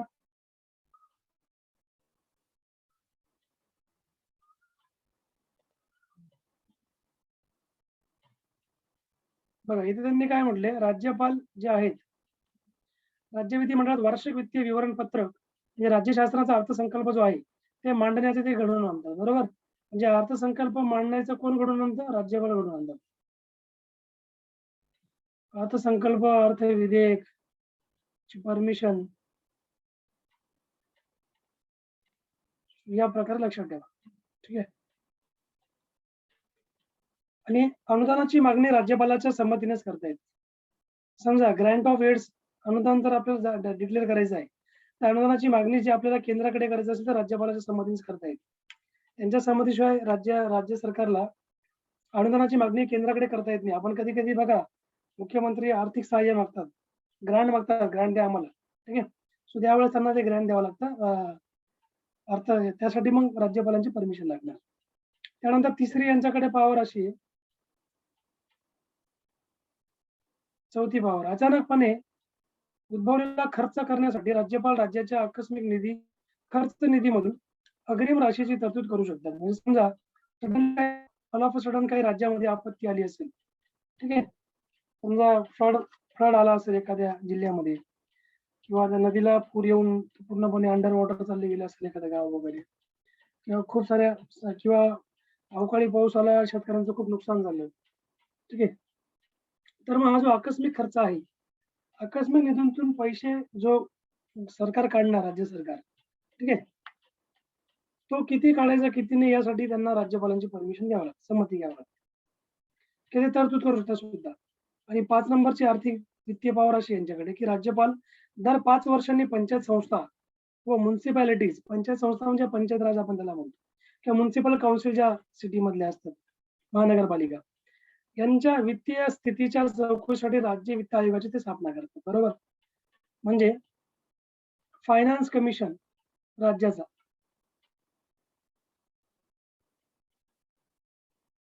फायनान्स कमिशनची ते शिफारस करू शकतात. So this is very very important. ठीक आहे.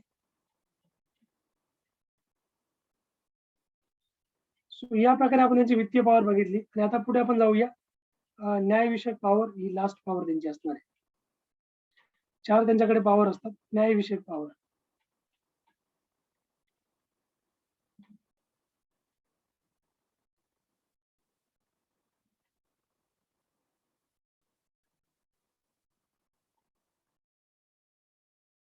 न्याय देण्याचा अधिकार. ठीक आहे. राष्ट्रपती जेव्हा उच्च न्यायालयातील न्यायाधीशांच्या नेमणुका करतात तेव्हा त्यांना संबंधित राज्याच्या राज्यपालाचा विचार घ्यावा लागतो. म्हणजे समजा आता महाराष्ट्राचा हायकोर्ट आहे. महाराष्ट्राच्या हायकोर्टमध्ये काही जजेसची अपॉइंटमेंट करायची ती कोण करतं? राज्यपाल नाही करत, राष्ट्रपती करतात. पण त्यांना अशी अपॉइंटमेंट करताना राज्यपालाशी सल्लामसलत घ्यावी लागते, म्हणजे बोलावं लागतं त्यांना. सल्लामसलत नाही म्हणत, त्यांचा विचार त्यांना घ्यावा लागतो पहिले. ठीक आहे. त्यानंतर 2 नंबरची यांची पॉवर अशी आहे न्यायविषयक. राज्यपालास राज्याच्या कार्यकारी अधिकाराच्या व्याप्तीमध्ये येणाऱ्या कोणत्याही कायद्याविरुद्ध अपराधांबद्दल दोषी ठरवण्यात आलेल्या कोणत्याही व्यक्तीला शिक्षेबद्दल क्षमादान करण्याचा म्हणजे पार्डन, शिक्षा तहकूब करण्याचा म्हणजे शिक्षा तहकूब करण्याचा म्हणा किंवा शिक्षेमध्ये सूट देण्याचा म्हणा किंवा शिक्षा निलंबित करण्याचा म्हणा किंवा त्यात सूट देण्याचा म्हणा किंवा सौम्य करण्याचा म्हणा, हा सगळा अधिकार कोणाला आहे? राष्ट्रपतींना आहे. कलम 233 नुसार राष्ट्रपतीने राज्यपाल म्हणते, राज्यपालांना हा अधिकार आहे.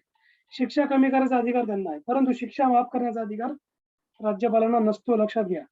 आता जेव्हा कसाबने मुंबई अटॅक झाला होता बघा 2008 मध्ये, त्याच्यामध्ये जिवंत एक आतंकवादी सापडला होता म्हणजे कसाब. तर त्याला ठीक आहे, त्याला महाराष्ट्राच्या सेंट्रल जेलमध्ये पुण्यामध्ये एरोडामध्ये त्याला ठेवलं होतं. ठीक आहे. तर मग त्याच्यावर जेव्हा सुनवाई झाली तेव्हा त्याला फाशी शिक्षा दिली गेली होती. मग त्याने क्षमा याचना मागितली की शिक्षा कमी करा किंवा शिक्षेमध्ये मला माफ करून द्या शिक्षा. बरोबर, त्याने दिलं होतं लेटर. राष्ट्रपतीने ते फेटाळलं होतं. माफीचं लेटर त्याच्या राज्यपालांकडे येत नसतं. लक्षात घ्या. माफीचं लेटर कोणाकडे जाणार? राष्ट्रपतींकडे. तो अधिकार त्यांना आहे, माफ करायचं की नाही करायचं.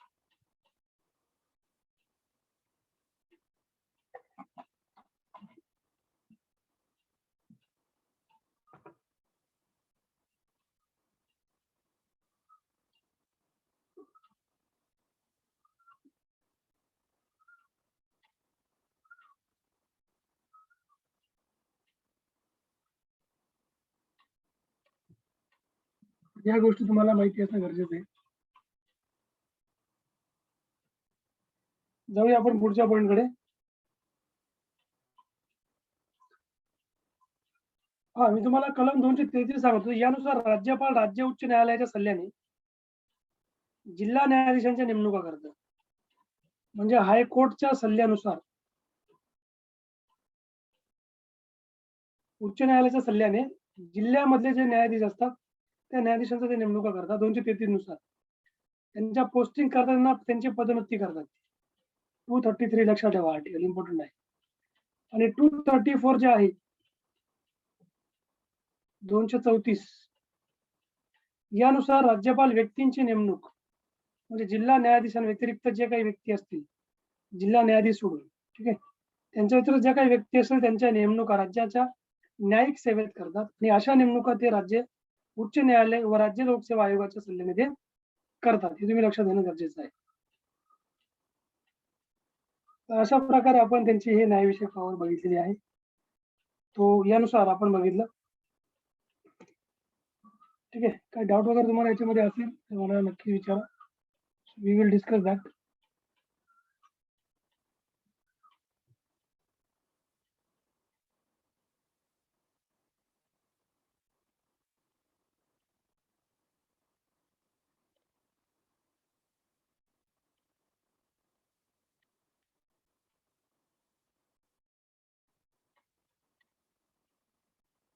डाऊट वगैरे असेल तर विचारा. एखादा पॉईंट कळला नसेल, डाऊट तर यायलाच पाहिजे. You must face doubts or questions.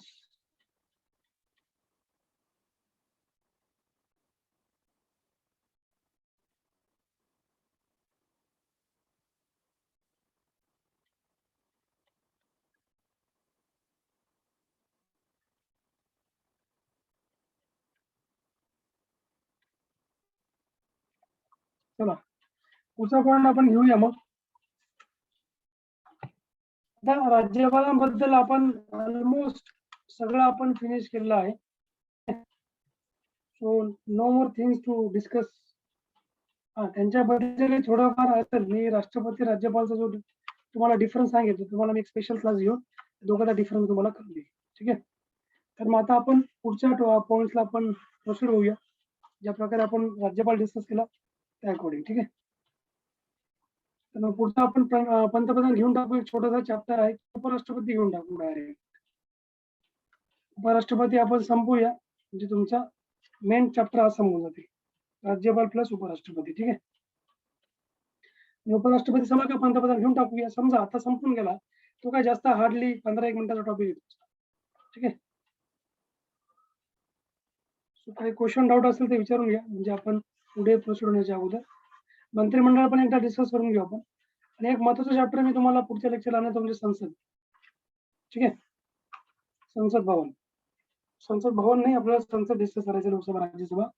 ठीक आहे. त्या प्रकारे आणि कायदे वगैरे कशा पास केले जातात, बिल कुठल्या कुठल्या प्रकारचे असतात. सो नेक्स्ट पॉईंट मी तुम्हाला द्यायचं म्हणजे उपराष्ट्रपती.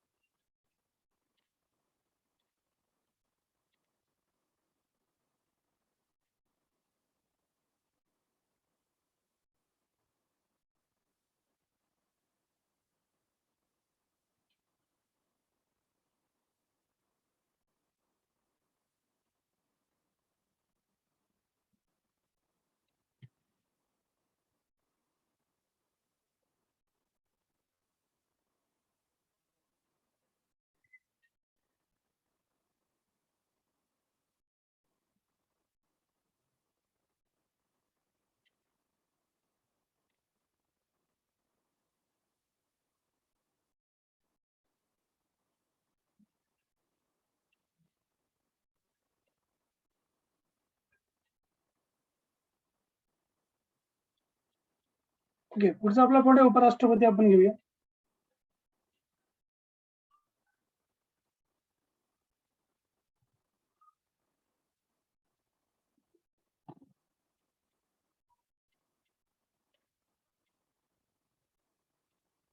उपराष्ट्रपती. आता राष्ट्रपती आपण डिस्कस केला, राज्यपाल आपण बघितलं, आता आपला आहे उपराष्ट्रपती.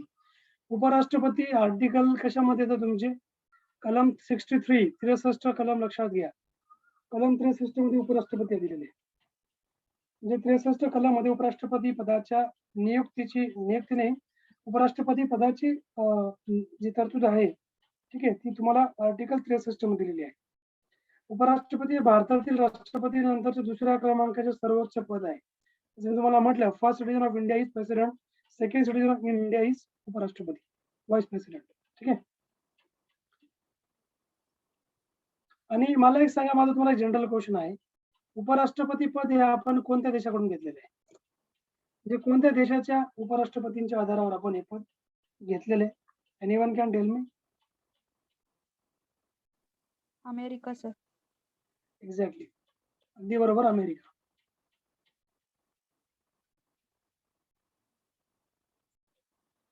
ठीक आहे. USA चे जे उपराष्ट्रपती त्यांच्या आधारावर आपण हे पद घेतलेलं आहे. आणि कलम 66 जे आहे तुम्हाला 66, कलम 66 मध्ये उपराष्ट्रपती पदाची निवडणूक देण्यात आलेली आहे. म्हणजे 63 मध्ये पदाचं त्यांचा उपराष्ट्रपती पदाची तरतूद आहे आणि 66 मध्ये त्यांची निवडणूक पद्धत आहे. आता यांची निवडणूक पद्धत कशी होणार? ठीक आहे. इलेक्टोरल कॉलेज असणार की नाही? एक्झॅक्टली असणार. ठीक आहे. उपराष्ट्रपती पदाचं इलेक्टोरल कॉलेज असणार. तर ते कसं असेल ते आपण बघणार आहोत. जसं राष्ट्रपतीचं होतं तसं हे नसणार आहे, थोडं वेगळं असणार आहे. तुम्हाला मी सांगतो इलेक्टोरल कॉलेज कसं आहे.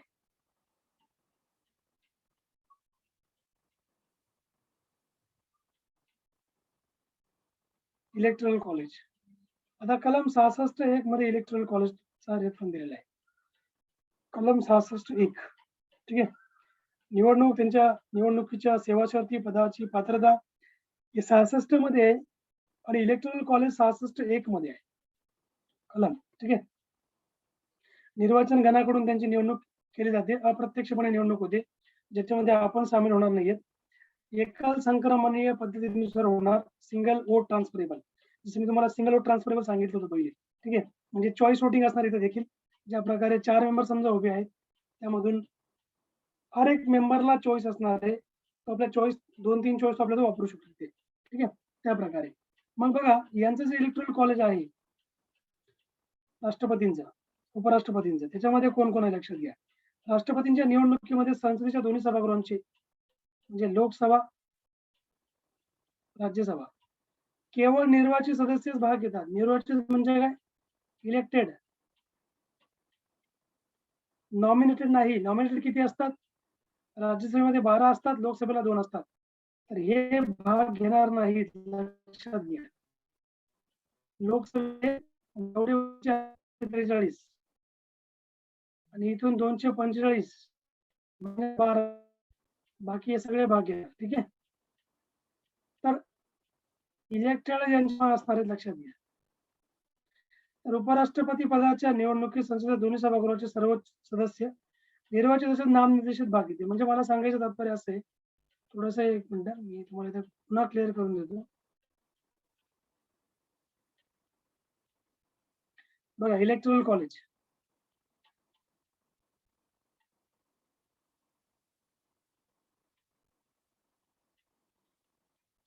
उपराष्ट्रपतींचा म्हणतोय मी, राष्ट्रपतीचा संबंध नाहीये, पण तर दोघांचा मी तुम्हाला डिफरन्स सांगून देतो.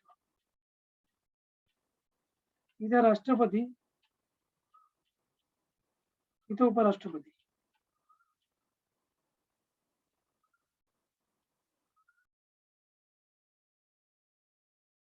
लोकसभा, राज्यसभा, लेजिस्लेटिव्ह असेंब्ली यांचे फक्त इलेक्टेड मेंबर्स, निर्वाचित सदस्य.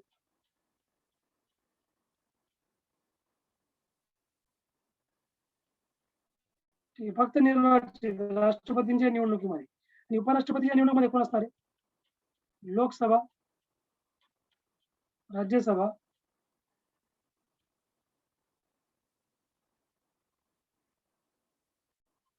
आता इथं प्रश्न मार्क असा आहे, प्रश्नचिन्ह की हे भाग घेतील का? विधानसभेचे सदस्य नाही घेणार. हे इथं भाग घेणार नाहीत, लक्षात घ्या. उपराष्ट्रपतीच्या इलेक्शन मध्ये विधानसभेचे मेंबर भाग घेत नसतात. हा एक त्यांच्यामधला डिफरन्स आहे. इथं बघा तिघं पण मी तुम्हाला दिलेत, लोकसभा, राज्यसभा, विधानसभा. इथं फक्त लोकसभा आणि राज्यसभा. इथं कोण आहेत? फक्त निर्वाचित आहेत. इथं कोण असणार आहेत? निर्वाचित प्लस नामनिर्देशित. नामनिर्देशित म्हणजे नामनिर्देशित किती असतात? लोकसभेचे 2 आणि राज्यसभेचे 12 हे देखील भाग घेतील यांच्या निवडणुकीमध्ये. इथपर्यंत क्लिअर झालं तुम्हाला concept?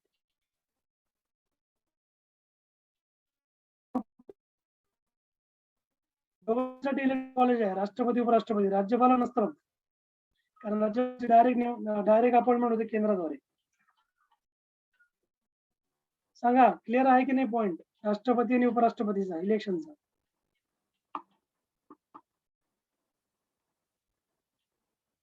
Clear? No? Yes, no, tell me fast.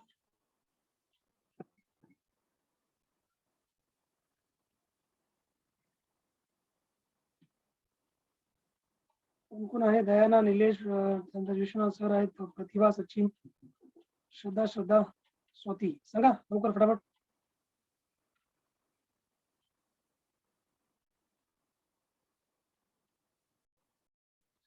Clear आहे की नाही इथपर्यंत? Yes or no? हो सर, क्लिअर.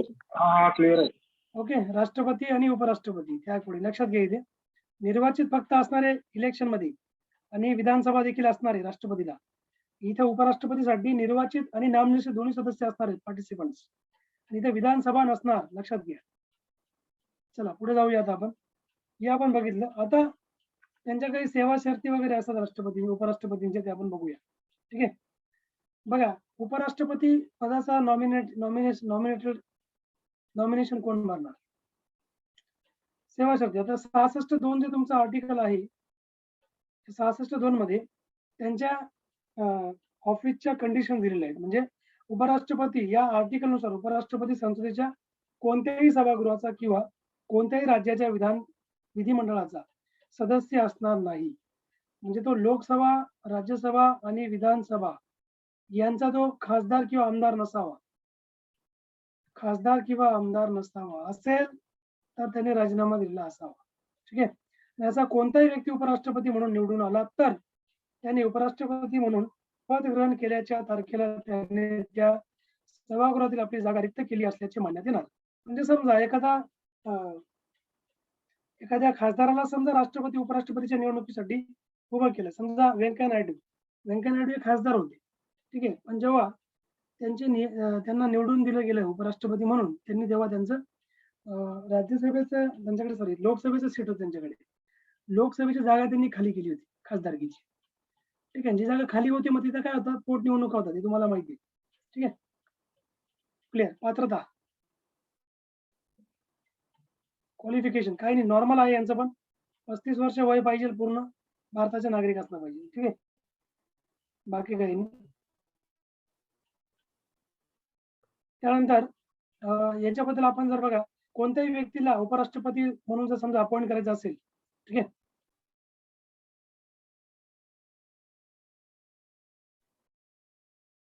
लक्षात घ्या उपराष्ट्रपती पदाच्या निवडणुकीसाठी अर्ज करताना उमेदवाराच्या आवेदन पत्रास किमान जवळपास 20 मतदात्यांनी म्हणजे पाठिंबा दिला पाहिजे. 20 प्रपोजर्स आणि 20 सेकंडर्स यांचा पाठिंबा जर असेल, ठीक आहे, तर ते राष्ट्रपती म्हणून अपॉइंट केले जातात. लक्षात घ्या. उपराष्ट्रपती म्हणून अपॉइंट नाही होत, ते फॉर्म नॉमिनेट केले जाऊ शकतात. अपॉइंटमेंटला ते निवडून यायला पाहिजे. ठीक आहे. म्हणजे जेव्हा सुरुवातीला एखाद्या कॅन्डिडेटचं जेव्हा नॉमिनेशन केलं जातं की हा व्यक्ती उपराष्ट्रपती पदाचं इलेक्शन फॉर्म करणार, तर याला लोकसभा राज्यसभेमधून 20 चा सपोर्ट पाहिजे. 20 प्रपोजर्स आणि 20 सेकंडर्स. प्रपोजर्स म्हणजे काय की आम्ही या व्यक्तीला सपोर्ट करतो. आणि 20 सेकंडर्स म्हणजे काय सेकंडरचा अर्थ असा होतो की हाच व्यक्ती फायनल उभा राहणार. ठीक आहे. ज्या प्रकारे म्हणजे जेव्हा त्याला फायनल केलं जाणार यांनी फक्त सांगितलं हा व्यक्ती यांनी सांगितलं की हो फायनल हाच व्यक्ती. ठीक आहे. सेकंडर त्याला म्हणतो म्हणजे तो व्यक्ती बदलणार नाही. याला आपण काय म्हणतो कमीत कमी त्याला 20 सेकंडरचा त्याला पाठिंबा पाहिजे. जो व्यक्ती उपराष्ट्रपतीचं इलेक्शन लढणार आहे त्याला. ठीक आहे. अनुमोदन आणि त्याला आपण पाठिंबा म्हणतो. आणि रिझर्व्ह बँकेमध्ये 15,000 रुपये त्यांना डिपॉझिट करायचे. त्यांना जर समजा एक क्रायटेरियामध्ये त्यांना जर मतदान नाही मिळालं डिपॉझिट त्यांचं जप्त होऊ शकतं. ठीक आहे.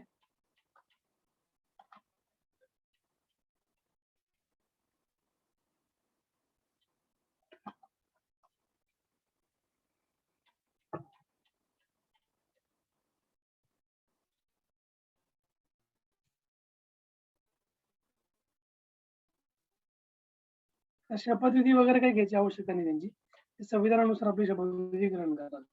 पदावधीचा टाइम किती आहे? किती वर्ष आपले पद धारण करता येते? बघा कलम 67 नुसार 5 वर्षाचा त्यांचा पदाचा कार्यकाल असतो. 5 इयर्स ते राहतात. ना कोणी काढू शकत नाही 5 वर्ष. काही त्यांनी मिसबिहेव केली तरच ते काढले जाऊ शकतात. आतापर्यंत असं काही झालं नाही. आणि ते आपला राजीनामा राष्ट्रपतींकडे संमत देऊ शकतो. त्यांना समजा राजीनामा द्यायचा आहे. ठीक आहे. राजीनामा त्यांना द्यायचा असेल तर राष्ट्रपतींकडे ते आपला राजीनामा संबोधून देत असतात. ठीक आहे. तर किंवा त्यांना पदावरून दूर करायचं असेल तर पदावरून दूर करण्यासाठी त्यांना महाभियोग जसं आपण बघितलं राष्ट्रपतींना महाभियोग असतो. महाभियोग म्हणजे आपण त्याला इम्पिचमेंट म्हणतो इंग्रजीमध्ये. 61 कलम. त्यानुसार उपराष्ट्रपतींना पदावरून दूर करण्यासाठी महाभियोगची आवश्यकता नाही राहत. म्हणजे अशीच पद्धत राहते पण त्याला नाव महाभियोग नाहीये. ठीक आहे. त्यांचा पदावधी संपण्याच्या अगोदर त्यांना पदावरून दूर केलं जाऊ शकतं. ठीक आहे. आणि त्यांना महाभियोगाची त्यांना पद्धतीची गरज नसते. पदावरून त्यांना दूर करण्यासाठी. उपराष्ट्रपतीच त्यांच्या पदावरून दूर करण्यासाठी त्या आशयाचा ठराव प्रथम राज्यसभेमध्ये मांडण्यात येतो. लक्षात घ्या. कारण उपराष्ट्रपती हे राज्यसभेचे अध्यक्ष असतात. लक्षात घ्या. जसे मी तुम्हाला सांगितलं ना ओम बिर्ला हे लोकसभेचे काय सभापती आहेत. त्या प्रकारे राज्यसभेचे सभापती कोण असतात? उपराष्ट्रपती असतात. कधी पण लक्षात ठेवा. त्यामुळे त्यांना काढण्याचा जो ठराव आहे त्यांना काढण्याबद्दलचा तो सर्वात प्रथम कुठं कुठं मांडला जाणार? राज्यसभेमध्ये मांडला जाणार. कारण ते राज्यसभेचे कोण आहेत? अध्यक्ष आहेत. ठीक आहे? त्यामुळे. मग राज्यसभेत पहिला तो ठराव मांडला जाणार आणि तो पण एकदम स्पेशल मेजॉरिटीने मांडला जाणार. प्रभावी बहुमत आपण त्याला म्हणतो. स्पेशल पण नाही, इफेक्टिव्ह मेजॉरिटी लागेल त्याला, इफेक्टिव्ह. ॲब्सोल्यूट आपण त्याला म्हणू शकतो व्हॉटएव्हर. पारित झाल्यावर नंतर लोकसभेने त्या संबंधित साध्या बहुमताने आपला ठराव पारित करणं गरजेचं आहे. ठीक आहे? म्हणजे इफेक्टिव्ह मेजॉरिटीने कुठं पास होईल? राज्यसभेमध्ये आणि साध्या बहुमताने कुठं पास होईल? लोकसभेमध्ये. हे खूप इम्पॉर्टंट आहे. तुम्हाला याच्यावर 100% प्रश्न विचारतात. साध्या बहुमताने लोकसभा त्याला पास करणार. समजा दोघांनी अशा प्रकारचे ठराव पास करून दिले लोकसभा राज्यसभेने, तर मग असं ठराव मांडण्यापूर्वी त्याचा उद्देश दर्शवणारी किमान 14 दिवसांची त्यांना 14 दिवसांची पूर्व नोटीस देणे गरजेचे आहे. लक्षात घ्या. म्हणजे लोकसभा, राज्यसभा जेव्हा असा ठराव मांडणार इफेक्टिव्ह आणि साधा बहुमताचा, हा मांडण्याच्या अगोदर त्यांना 14 दिवसाची नोटीस द्यावं लागणार उपराष्ट्रपतींना, की तुम्हाला काढण्याचा ठराव आम्ही पारित करतोय. ठीक आहे? तुम्ही आता आपल्या बऱ्या विस्तारावर निघा. सो त्या आठवडी. सो उपराष्ट्रपती पदावरून दूर करण्यासाठी कारणे घटनेत सांगण्यात आलेली नाहीये. कारण नाहीये म्हणजे काही मिसबिहेवियर आहे की काय आहे की काय आहे, असं कुठलंही कारण नाहीये. त्यामुळे त्यांना कधीही काढलं जाऊ शकतं. आता 14 दिवसाची नोटीस द्यायची आणि इफेक्टिव्ह मेजॉरिटी जी असेल लोकसभेची, ते ठराव पास केला जाणार. सॉरी, राज्यसभेची इफेक्टिव्ह मेजॉरिटी आणि लोकसभेची साधं सिंपल मेजॉरिटी.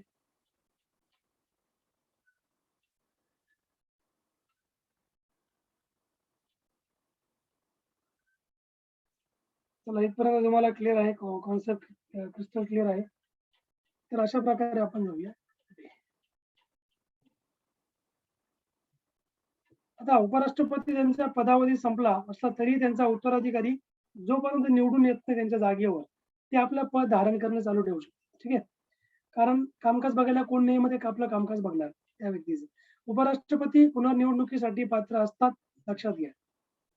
पुनर्निवडणुकीसाठी त्यांची पुन्हा अपॉइंटमेंट करायची असेल तर ते पात्र असतात पुनर्निवडणुकीसाठी.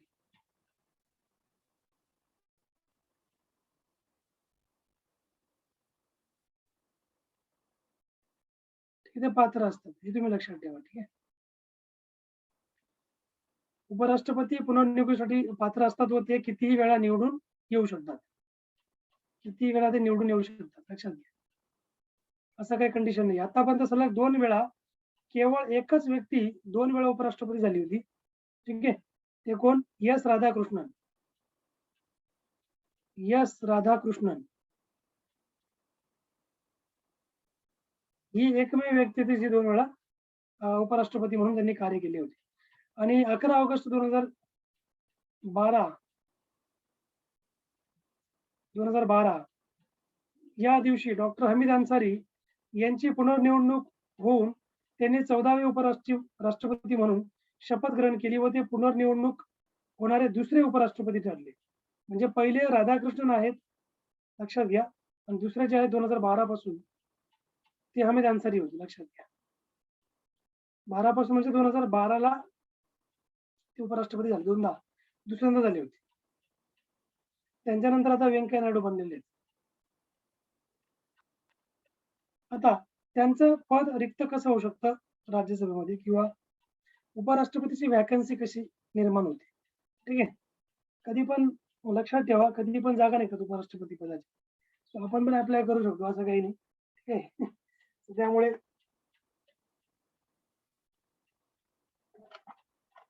Vacancy in the office of president, vice president, असं काही मी असं मजाक करतोय, खरंच काही त्यांच्या व्हॅकन्सी वगैरे नसतात. जरी व्हॅकन्सी असेल त्यांच्याच व्यक्तीने ते घेतात, राजकारणी व्यक्ती. बघा, कोणत्या कारणास्तव यांचं पद व्हॅकंट होऊ शकतं. एक म्हणजे त्यांचा 5 वर्षाचा कालावधी पूर्ण झाला, पहिलं. दुसरं म्हणजे त्यांनी राजीनामा दिला. तिसरं म्हणजे त्यांना पदावरून दूर करण्यात आलं.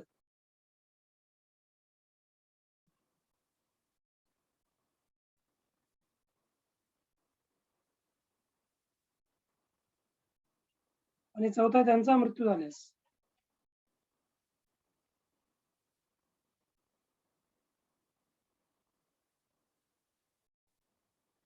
इतर मार्गांनी उदाहरणार्थ आपण जर बघितलं जेव्हा ते पद धारण करण्यास अपात्र ठरतात किंवा त्यांची निवडणूक शून्यवत असल्याचे घोषित केले जाते, तर या कारणास्तव पण ते पद रिकाम होऊ शकते.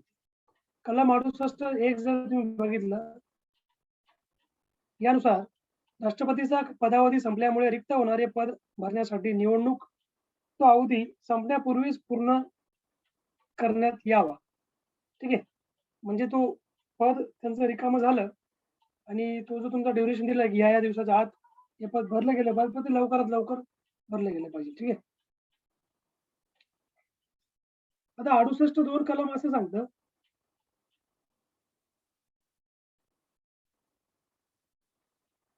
उपराष्ट्रपतीचे पद मृत्यू, राजीनामा, पदच्युती किंवा अन्य मार्गाने रिक्त झाले असेल तर त्यांचे पद रिक्तच राहते. मात्र पद रिक्त झाल्याच्या तारखेपासून शक्य तितक्या लवकर निवडणूक घेण्याची तरतूद जी आहे ती केलेली आहे. आणि नवीन उपराष्ट्रपती पद ग्रहण केल्याच्या तारखेपासून जवळजवळ 5 वर्षाच्या ठीक आहे अवधीसाठी पद धारण करण्याचा हक्कदार असतो. हे देखील इम्पॉर्टंट आहे. तर मग आता जाऊया आपण निवडणूक विवाद. समजा उपराष्ट्रपतींच्या निवडणुकीशी संबंधित काही पण समजा वाद वगैरे झाला, तर हा वाद कुठं सॉल्व्ह केला जाणार? सुप्रीम कोर्टामध्ये. आणि सुप्रीम कोर्टाचा त्या जो काही वाद असेल निवडणुकी संबंधी त्याच्यावर त्यांचा अंतिम निर्णय असणार आहे. ते जे निर्णय देणार ते. मग कलम 71 लक्षात ठेवा तुम्ही. कलम 71 मध्ये काय म्हटलेलं आहे? उपराष्ट्रपती पदाच्या तसेच राष्ट्रपतींच्या निवडणुकीतून उद्भवणाऱ्या विवादांबद्दल तरतुदी दिलेल्या आहेत.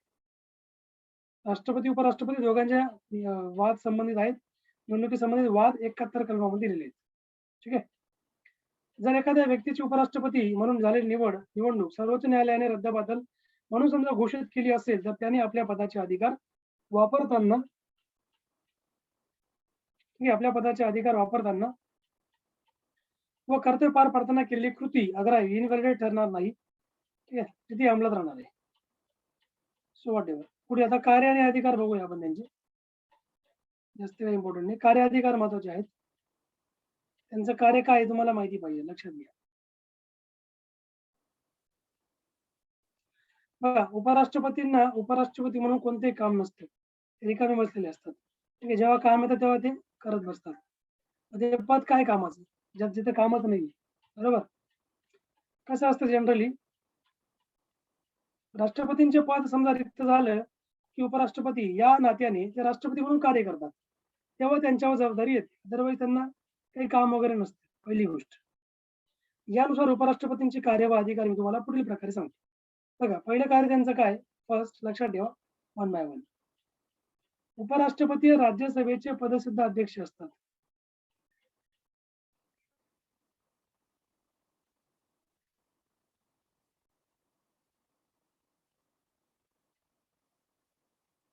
ठीक आहे.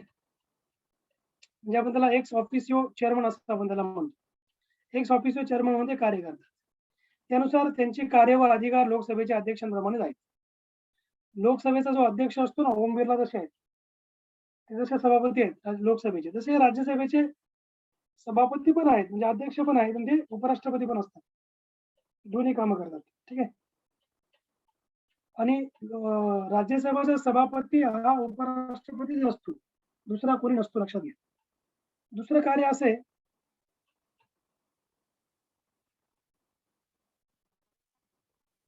राष्ट्रपतींचे पद मृत्यू, राजीनामा, पदच्युती किंवा अन्य कारणामुळे रिक्त झालं असेल, तर उपराष्ट्रपती नवीन राष्ट्रपती पद ग्रहण करेपर्यंत राष्ट्रपती म्हणून ते कार्य करतात. आणि ते राष्ट्रपती म्हणून महत्तम जवळपास 6 महिन्यांसाठी ते आपलं कार्य करू शकतात.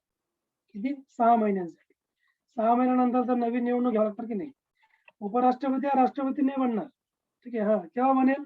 जर समजा निवडणुका कंडक्ट केल्या गेल्या तरच. अदरवाईज त्याला 6 महिन्यापर्यंत जोपर्यंत नवीन राष्ट्रपती येत नाही, ठीक आहे, तोपर्यंत त्याला ते राष्ट्रपती म्हणून काम करावं लागतं. आणि त्याला सगळे भत्ते वगैरे, पेमेंट वगैरे, सुविधा, फॅसिलिटी सगळ्या राष्ट्रपती प्रमाणे त्यांना मिळतात. लक्षात घ्या. ठीक आहे. आणि 6 महिन्याच्या आत निवडणूक घेऊन नवीन राष्ट्रपतीला तिथे अपॉइंट करावं लागतं. तोपर्यंत हे काम बघणार त्यांचं. जेव्हा राष्ट्रपती आजार किंवा अन्य कोणत्याही कारणामुळे अनुपस्थित असतात, ठीक आहे, त्यांच्या ऑफिसमध्ये तेव्हा तेवढ्या कालावधीसाठी उपराष्ट्रपती हे राष्ट्रपती पदाचा कारभार पार करतात. म्हणजे ते कारभार बघतात. आणि चौथी पॉवर अशी आहे, चौथा अधिकार, की उपराष्ट्रपती ज्यावेळी राष्ट्रपती म्हणून कार्य करतात किंवा त्यांची कार्य पार पाडतात, तर त्या अवधीत लोकसभेचे सभापती म्हणून सॉरी लोकसभा झालं, राज्यसभेचे सभापती म्हणून ते कार्य करीत नाहीत. जेव्हा ते राष्ट्रपती म्हणून काम करणार उपराष्ट्रपती, तेव्हा ते राज्यसभेचे अध्यक्ष म्हणून काम करत नाहीत, लक्षात घ्या. त्यांना ते पेमेंट भेटणार नाही तिकडचं राज्यसभेचं. त्यांना फक्त राष्ट्रपती म्हणून जे त्यांची अपॉइंटमेंट झालेली किंवा ते काम बघतात राष्ट्रपती म्हणून, त्यांना राष्ट्रपतीचा पगार मिळणार. ठीक आहे, 5 लाख रुपये. अशा प्रकारे बाकीच्या काही सोयी सुविधा असतील त्या त्यांना मिळणार. आणि 5 नंबरचं कार्य असं आहे, उपराष्ट्रपती ज्यावेळी राष्ट्रपती म्हणून कार्य करतात किंवा त्यांची कार्य पार पाडतात त्या अवधीत त्यांना राष्ट्रपतींचे सर्व अधिकार म्हणजे इम्युनिटीज प्राप्त असतात. तसेच संसदीय कायद्याने ठरवल्यानुसार जो पगार भत्ते किंवा विशेष अधिकार असतात ते त्यांना प्राप्त होत असतात. आणि पगार भत्ते तुम्ही जर बघितलं असेल, यांचं पेमेंट बघा, तुम्हाला ते काही एक्झामला विचारत नाही, त्यामुळे यांचं पेमेंटचं काही टेन्शन नाही घ्यायचं. आणि ते रिटायरमेंट झाली की त्यांना 50% पेन्शन मिळतं. त्यांना समजा 4 लाख रुपये पेमेंट असेल तर रिटायरमेंट नंतर 2 लाख रुपये त्यांना पेन्शन मिळणार. ठीक आहे. आता आपण थोडं भारतीय, अमेरिकन व उपराष्ट्रपतींची तुलना आपण करूया की Indian president, vice president and American vice president. भारतीय उपराष्ट्रपतीचे पद आपण कुठून घेतले? अमेरिकेकडून घेतले. मग अमेरिकन उपराष्ट्रपतीच्या पदावर आधारलेले असले तरी त्यात फरक आहे. फरक असा आहे की अमेरिकन राष्ट्रपतींचे पद रिक्त झाल्यास उपराष्ट्रपती त्यांच्या उर्वरित पदावधीसाठी राष्ट्रपती म्हणून कार्य करतात. लक्षात घ्या. अमेरिकेमध्ये समजा आता जो बायडन हे अमेरिकेचे राष्ट्रपती आहेत आणि कमला हॅरिस ह्या व्हाईस प्रेसिडेंट आहेत. कमला हॅरिस. तर इंडियन प्रेसिडेंट यांच्या प्रेसिडेंट मध्ये फरक आहे की समजा जो बायडन यांचं समजा काही निधन झालंय किंवा काही प्रॉब्लेम्स यांनी राजीनामा दिला, ठीक आहे, तर कमला हॅरिस या व्हाईस प्रेसिडेंट आहेत ना अमेरिकेच्या, तर यांचं काम बघणार व्हाईस डायरेक्ट प्रेसिडेंट म्हणून त्यांचं काम ते बघणार. ठीक आहे. आणि जोपर्यंत बायडनचं टर्म खतम होत नाही तोपर्यंत हे त्यांचं टर्म चालू राहणार. तिथे असं काही 6 महिन्याचा क्रायटेरिया नाही की 6 महिन्याच्या आत तुम्ही नवीन इलेक्शन कंडक्ट करा आणि दुसऱ्या राष्ट्रपतीला अपॉइंट करा. ठीक आहे. कारण त्यांच्या राष्ट्रपतीची जी निवडणूक आहे ती डायरेक्ट पद्धतीने होती, प्रत्यक्षरित्या. आपल्यासारखी अप्रत्यक्ष नाहीये. ठीक आहे. त्यामुळे मग ती पूर्ण बाकीचा जो उरलेला टर्म आहे जो बायडनचा, ठीक आहे, जो बायडनच्या रिझिग्नेशन नंतर त्या कमला हॅरिस पूर्ण करणार. हे अमेरिकेमध्ये आहे, असं इंडियामध्ये नाहीये. इंडियामध्ये त्याला 6 महिन्याच्या आत आपल्याला राष्ट्रपती पदाच्या निवडणुका घ्याव्या लागतात आणि व्हाईस प्रेसिडेंटला पुन्हा आपल्या राज्यसभेमध्ये ठेवावं लागतं. ठीक आहे. सो हे इम्पॉर्टंट आहे. सो यामध्ये मग आता आपलं हे चॅप्टर संपलेलं आहे उपराष्ट्रपती पदाचं. आणि अशा प्रकारे आपण राज्यपाल, उपराष्ट्रपती हे दोन्ही चॅप्टर आज संपवले. उद्या आपण प्राईम मिनिस्टर घेऊन टाकू आणि मुख्यमंत्री वगैरे घेऊन टाकूया उद्याच्या क्लासमध्ये. उद्या 3-4 चॅप्टर आपले होऊन जाते, छोटे छोटे चॅप्टर आहेत. प्राईम मिनिस्टर एकदम छोटा चॅप्टर आहे. ठीक आहे. नंतर मुख्यमंत्री पण स्मॉल चॅप्टर आहे. जास्त त्याच्यामध्ये काही डिटेलमध्ये आपल्याला जायची गरज नाही. क्लिअर आहे इथपर्यंत? काही क्वेश्चन असतील तर welcome.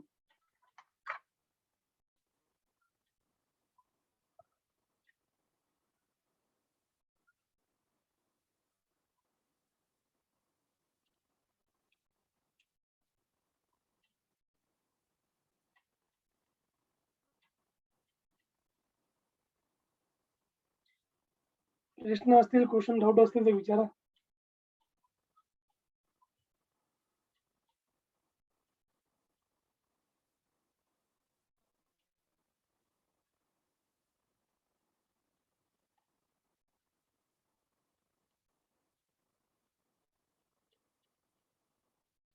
So everything clear to you? Clear आहे सगळं? हो सर.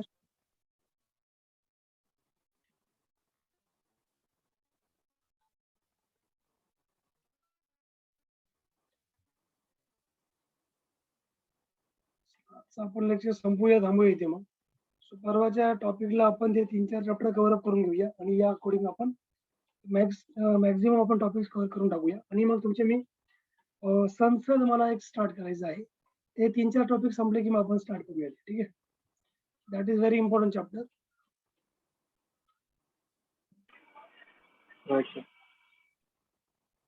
चला मग आजचं आपण लेक्चर थांबूया. सगळ्यांना